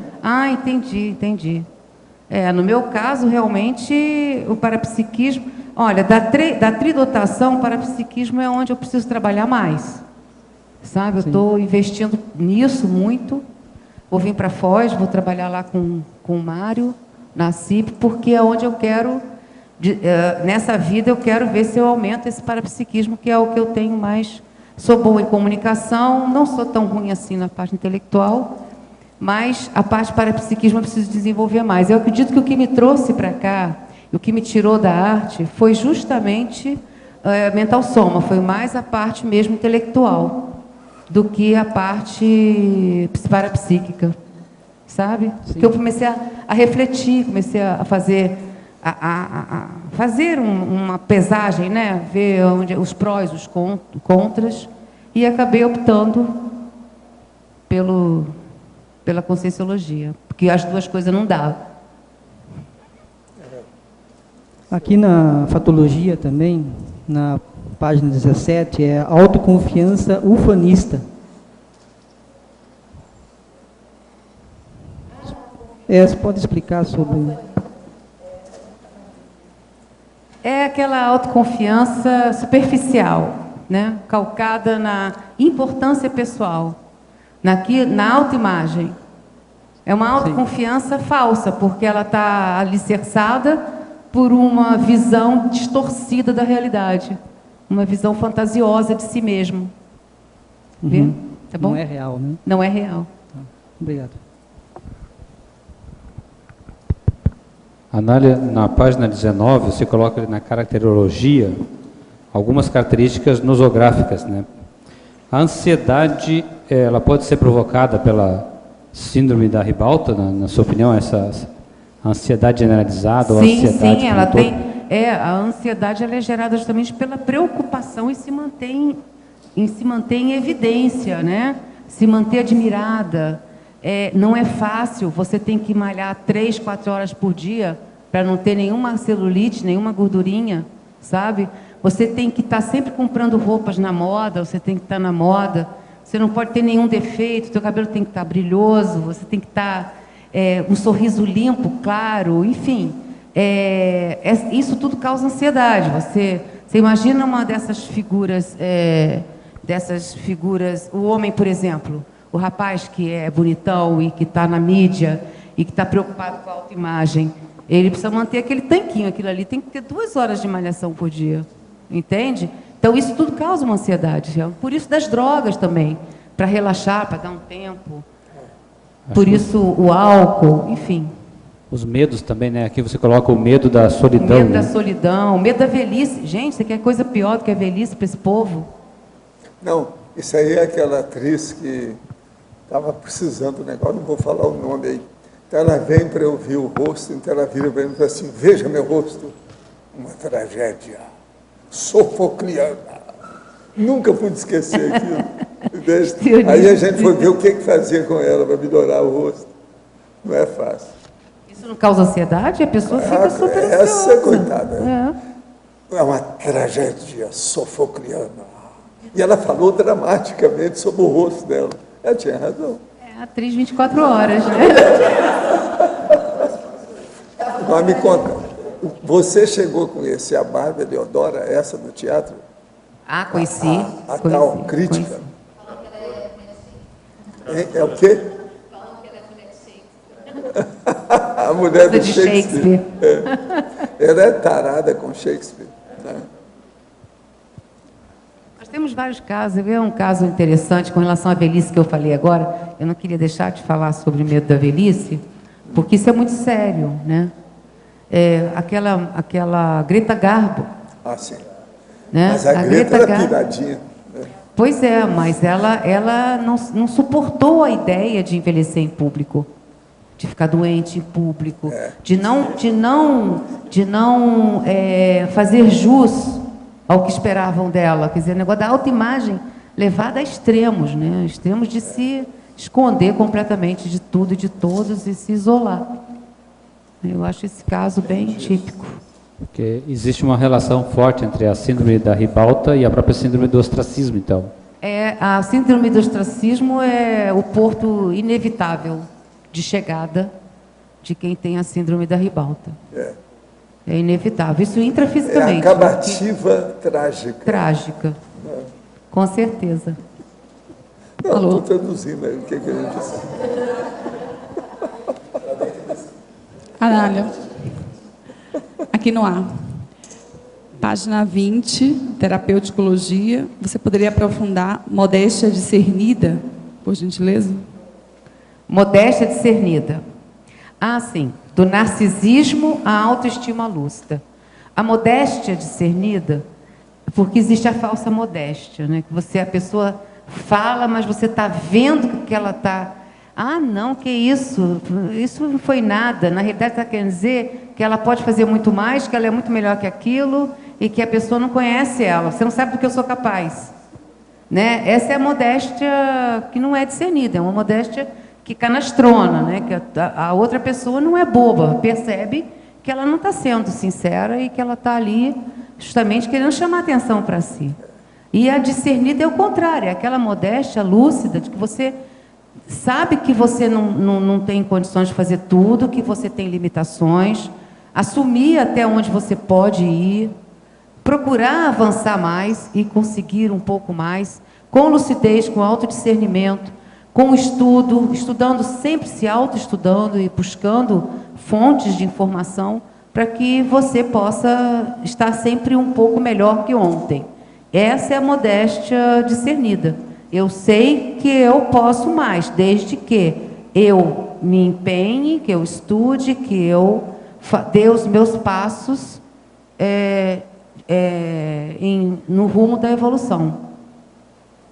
Falei bonito, né? Respondi?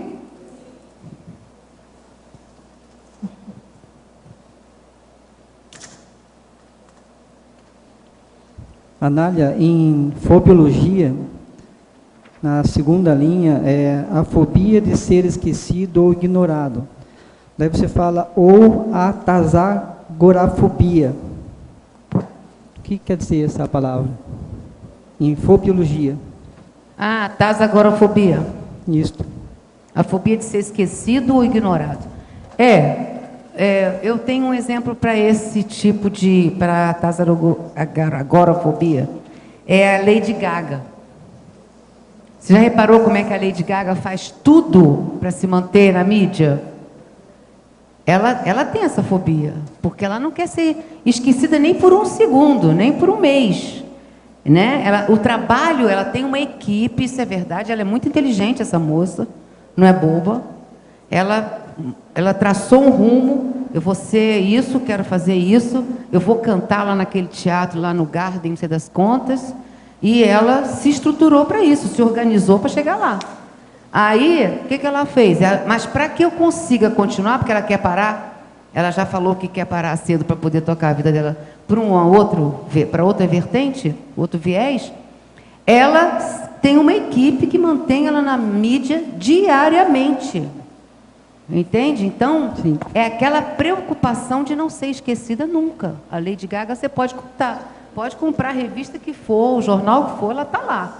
Ela está na mídia. Isso é um trabalho de uma equipe que ela tem, que não permite que ela saia da mídia. Agora, no caso dela, é intencional, é uma coisa consciente, lúcida, que ela está investindo nisso. Agora, os outros não. Quem tem a síndrome da ribalta, que não é o caso dela, faz diferente, né? Faz qualquer coisa para continuar na mídia e tem um medo danado de ser esquecido. Por quê? Se for esquecido, ela vai ficar sozinha. É o medo da solidão, as duas coisas estão relacionadas. Sim. Tá, obrigado. Agora, você falou uma coisa que ela falou que quer parar e tal. Essa conversa eu já escutei no meio artístico. Né? Ah, não, quero parar. Uma vez... Quem é que estão falando? Qual que é a... Lady Gaga. Ela está falando da Lady Gaga, que é uma cantora. Não, essa é pirada. Piradinha, pois é. Mas aquilo ali é intencional, viu? Aquilo ali não é... Mas ela é mal assistida. Ah, com certeza. Porque há anos atrás, teve um artista que falou para mim assim, não, porque meu sonho era ter um emprego normal, uma casa normal mesmo. Tal. Eu, assim, acho que em poucos anos, isso tem, deixa eu fazer aqui os cálculos, tem uns 10 anos que eu ouvi isso, conversa. Não, tem uns 16 anos atrás que eu ouvi essa conversa. Continua na mídia aí, não vou falar o nome, mas continua firme, ele falou tranquilo. que o sonho dele é parar, ele não disse quando. Né? Não, meu sonho era ter... É sonho, fantasia. Sonho é para não realizar, né? Sonho é para não realizar. Quando a gente fala assim, eu tenho um sonho, significa eu sei que eu não vou fazer, né? Vou fazer uma pergunta. Professor, eu queria fazer uma pergunta sobre o verbete dicionário.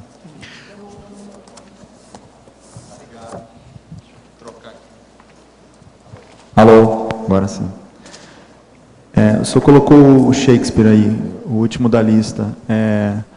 Qual que é a sua opinião assim sobre a figura do Shakespeare, em termos assim? O homem era uma cabeça super inteligente e oportunista em tudo. Para a época dele era no máximo. Agora, o povo fala que muita coisa não foi ele que escreveu, porque ele aproveitava tudo que havia na ocasião. Mas ele tinha feeling para o processo de palco, de teatro, de apresentação, o acting. O homem não era bom. Ele era bom nisso. Não adianta falar que ele tinha muito talento. Esse oportunismo que o senhor citou aí seria pejorativo? As coisas todas que ele fez, né? Tem muita coisa, ele fez tudo, tudo pensado. Ele era muito inteligente para ver o apriorismo das coisas dentro do oportunismo da época. Ele tirou proveito disso. Agora, você olha nessas coisas todas que tem por aí afora, em matéria de idioma e literatura, o Shakespeare representa mais o inglês que qualquer outra pessoa com qualquer outro idioma. Isso é um fato. Isso é seríssimo a gente pensar nisso. O homem tinha uma cabeça, é muito inteligente. Tem gente da comunidade nossa relacionada com...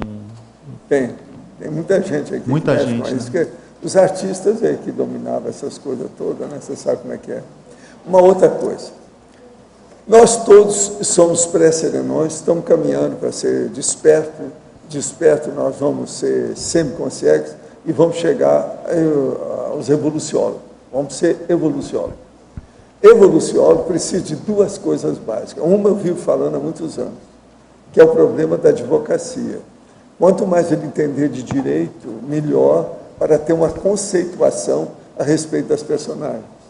Mas a segunda, essa aí eu falo pouco, porque todo mundo aqui já participou disso de algum modo, mas é preciso agora de amadurecer do jeito que a Anália está fazendo, que é o processo do acting, a interpretação, a performance.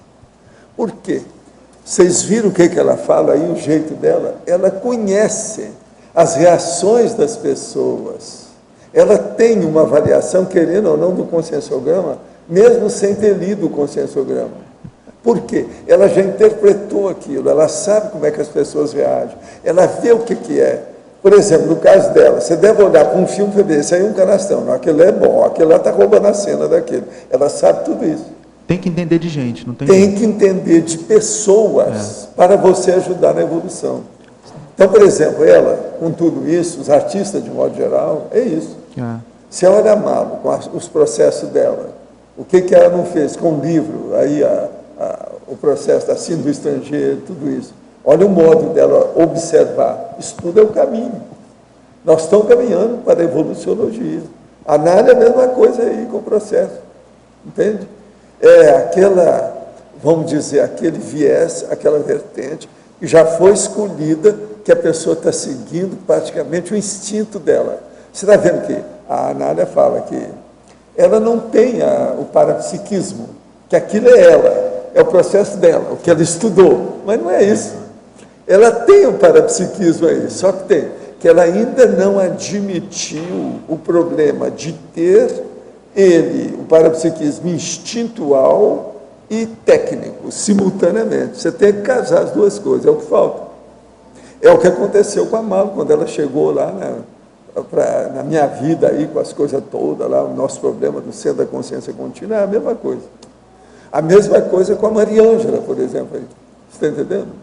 Mesmo jeito. Agora, o que se passa? Certas pessoas que são bons advogados, que já entendem bem do assunto, no trato com o povo, e o ator também, que sabe interpretar as reações das outras pessoas, ele já tem meio caminho andado para a evoluciologia. Entendeu o que quer dizer? Todo mundo vai ter que passar por isso.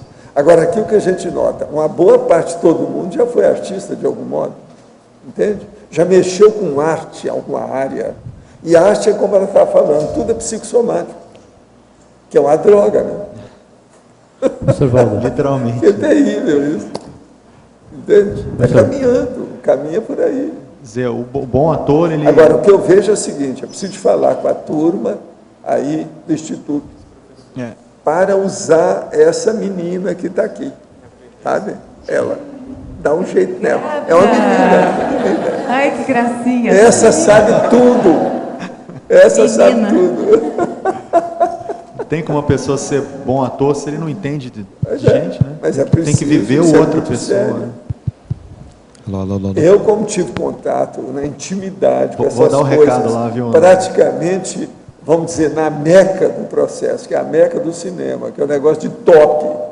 E vi lá, durante boas temporadas, o negócio todo lá dentro, entende? Outra coisa, era isso que os amparadores falaram para eu ir para entender, para aprender o negócio.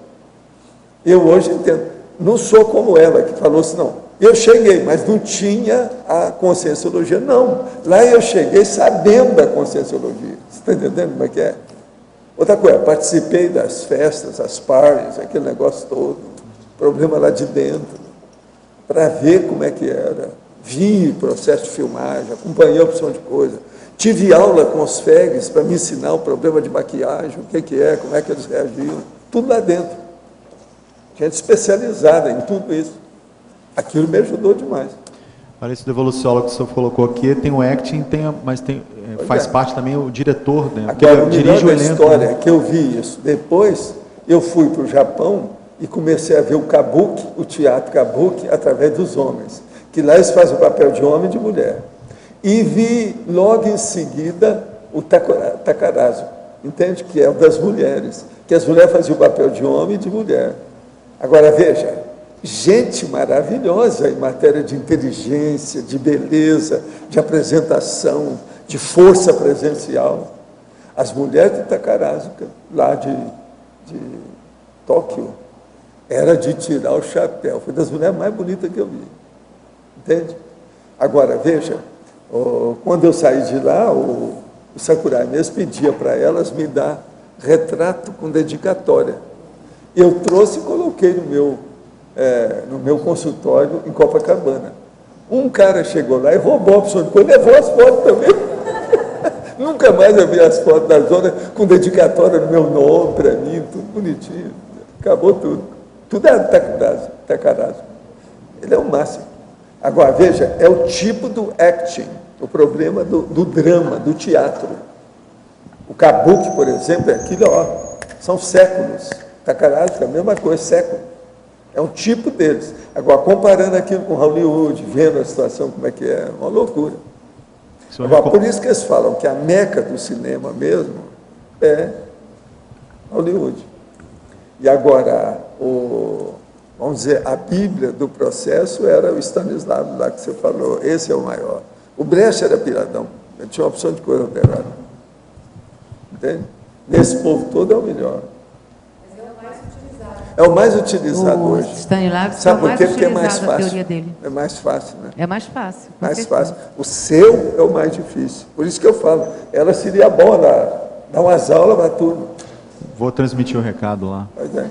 Fazer um treinamento docente lá, especializado. Chupa o sangue da Nália, tá certo? Vale a pena. Professor Valdo. Ela é boa. Aqui no ar.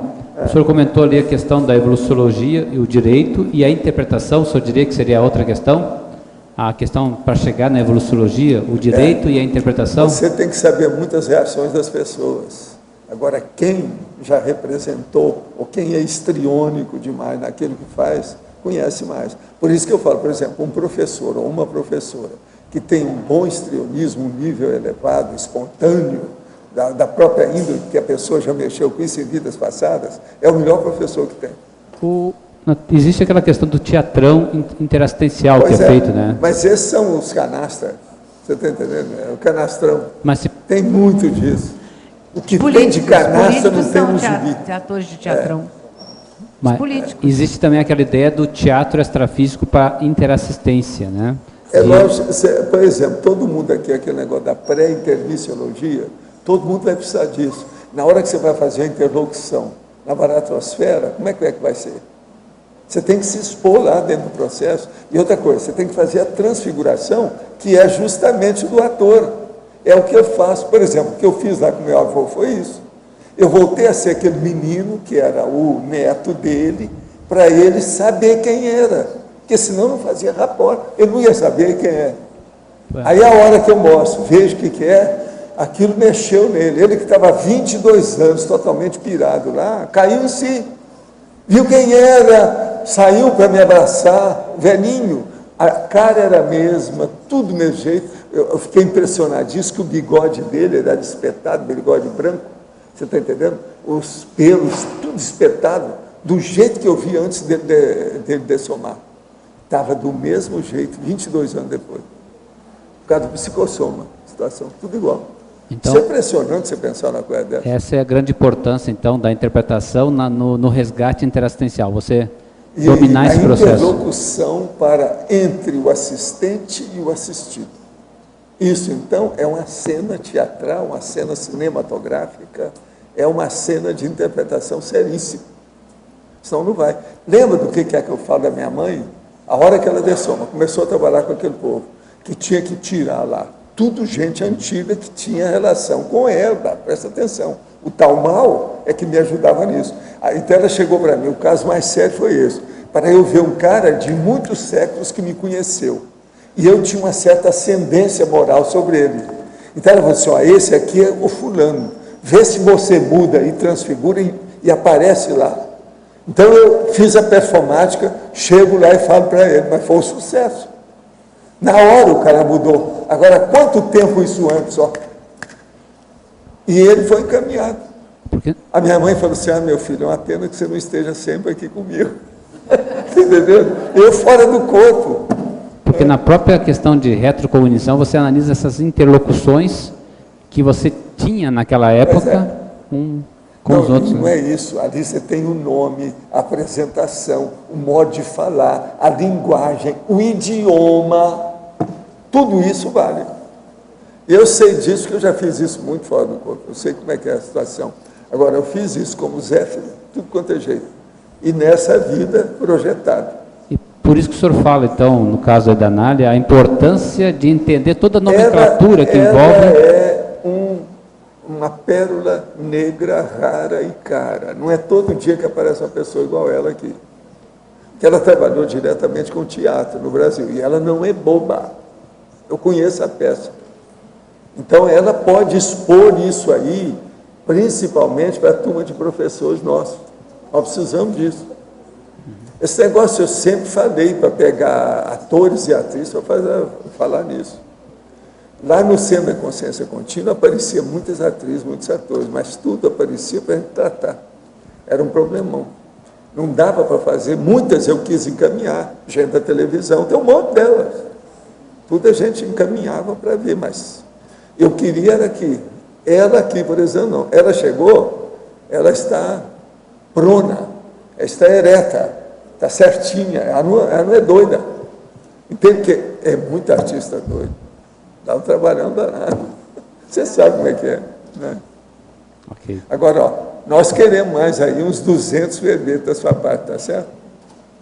Foi o máximo. Os nossos comerciais, por favor. Obrigada. As pontuações da tertúlia de hoje foram 80 assinaturas no livro de presença, 25 perguntas presenciais e 14 perguntas respondidas online. Hoje temos 5 recados. Natália, CP3, Stange, Igor, 2º Congresso Internacional de Autopesquisologia, Neida, Simpósio da Parapedagogia, Bárbara Apolônio de Tiana, Marguerite, Curso de Esperticidade. E antes, os amigos da Enciclopédia. Boa tarde a todos. Estou aqui com o recém-lançado Manual de Verbetografia da Enciclopédia da Conscienciologia, organizado pela professora Rosa Nader. Esse manual ele é essencial, ele é importante para quem escreve verbete, para quem quer escrever verbete.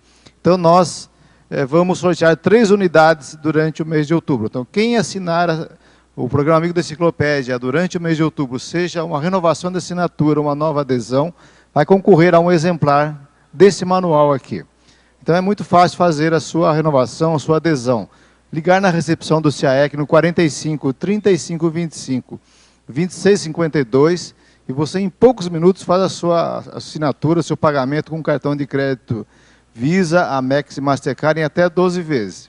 Ou pelo site também, www.enciclopediaconscienciologia.org, você paga com cartão Visa em até 12 vezes.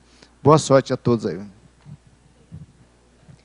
Olá, eu queria convidar a todos vocês a participar do SP3, que será 19, 20 e 21 de julho do ano que vem, 2013.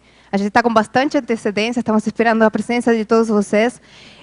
Vai ser aqui em Foz do Iguaçu, no Hotel Rafaim, e temos umas promoções bem interessantes de 25% de desconto para as pessoas que conseguem se organizar com antecedência.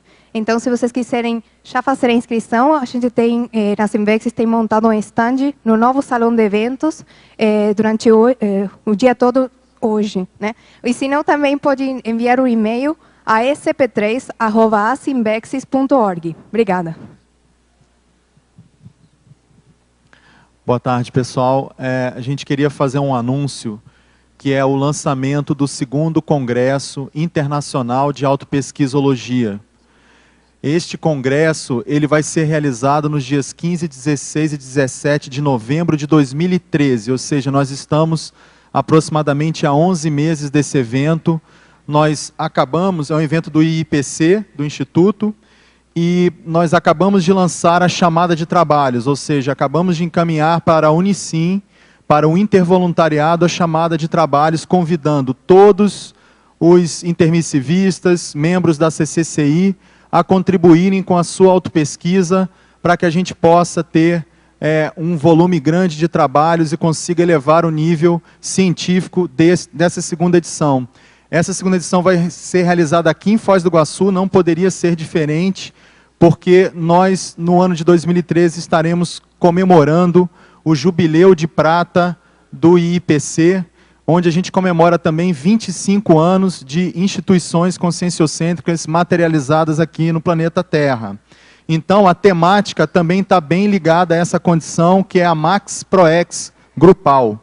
Não poderia ser diferente nos 25 anos do IIPC, a gente ter um tema diferente de Max Proex grupal, porque nós queremos que esse evento tenha uma participação realmente de todas as instituições conscienciocêntricas, de pesquisadores, no máximo possível de especialidades, para a gente enriquecer a troca de informações. Então, a gente convida realmente desde já todos aqueles verbetógrafos, escritores da Conscienciologia que tragam suas pesquisas e submetam seus trabalhos de acordo com a chamada que vai estar disponível pelos e-mails do Intervoluntariado da Unicim e também nos diversos escritórios das I6 impressos graficamente no papel a chamada de trabalhos. Ok? Muito obrigado. Boa tarde a todos. Estamos aqui para convidá-los a participar do primeiro simpósio de parapedagogia que é promovido pela Reaprendência. Este é um evento que acontece todos os anos, né? Na Semana de Educação Consciencial, que acontece em outubro. Então, a programação que eu vou destacar hoje é a segunda mesa de debates. Na verdade, esse evento vai ter 2 conferências e 4 mesas de debate. O destaque é para a segunda mesa. Estarão apresentando seus trabalhos os formandos, cujos temas serão autoenfrentamento na formação docente, autoexperiência na pré-aula de conscienciologia, docência conscienciológica através da inversão existencial, entre outros. Também chamamos a atenção para uma oficina que vai estará fazendo parte dessa Semana da Reeducação, que inicia amanhã, aliás, inicia na segunda-feira, né? E é uma oficina de produção de atividades parapedagógicas que vai durar 3 dias, são 3 aulas por dia. Então, o tema que vai ser abordado vai ser oficina para a produção de atividades parapedagógicas. O professor que vai atender este evento é o professor Álvares Dantas, e a pessoa que estiver interessada vai levar o seu tema e vai ser de lá com uma atividade pronta. Por exemplo, elaboração de um curso. O horário vai ser das 15 às 18 horas. E o local vai ser na sala de aula da Reaprendência, que é lá no pavilhão compartilhado do CAEC. O preço promocional é de R$ 70,00 e as inscrições deverão ser feitas na recepção do CAEC. Se houver dúvidas, maiores informações pelo telefone 3525-2652. Participem, estão todos convidados. Oi, gente, boa tarde a todos. Eu vim convidar vocês para o curso Apolônio de Tiana. Esse curso vai falar sobre a vida do filósofo, sobre seus escritos, sobre o mito de Jesus Cristo, seu legado, enfim. O curso vai ser bem completo e será ministrado pelo professor Jarbas Paranhos. Esse curso é da ACIP e ocorrerá no dia 4 de novembro, agora de 2012, tá? O curso é domingo, de 8h30 às 18 horas, e as inscrições podem ser feitas tanto na ACIP, pelo telefone 2102-1421, ou para as pessoas daqui da Conscienciologia, da CCCI, podem procurar alguns voluntários daqui também, que a gente faz as inscrições, tá? As vagas são limitadas, então os interessados, por favor, não deixem para a última hora, tá, as inscrições. Espero vocês lá. Obrigada.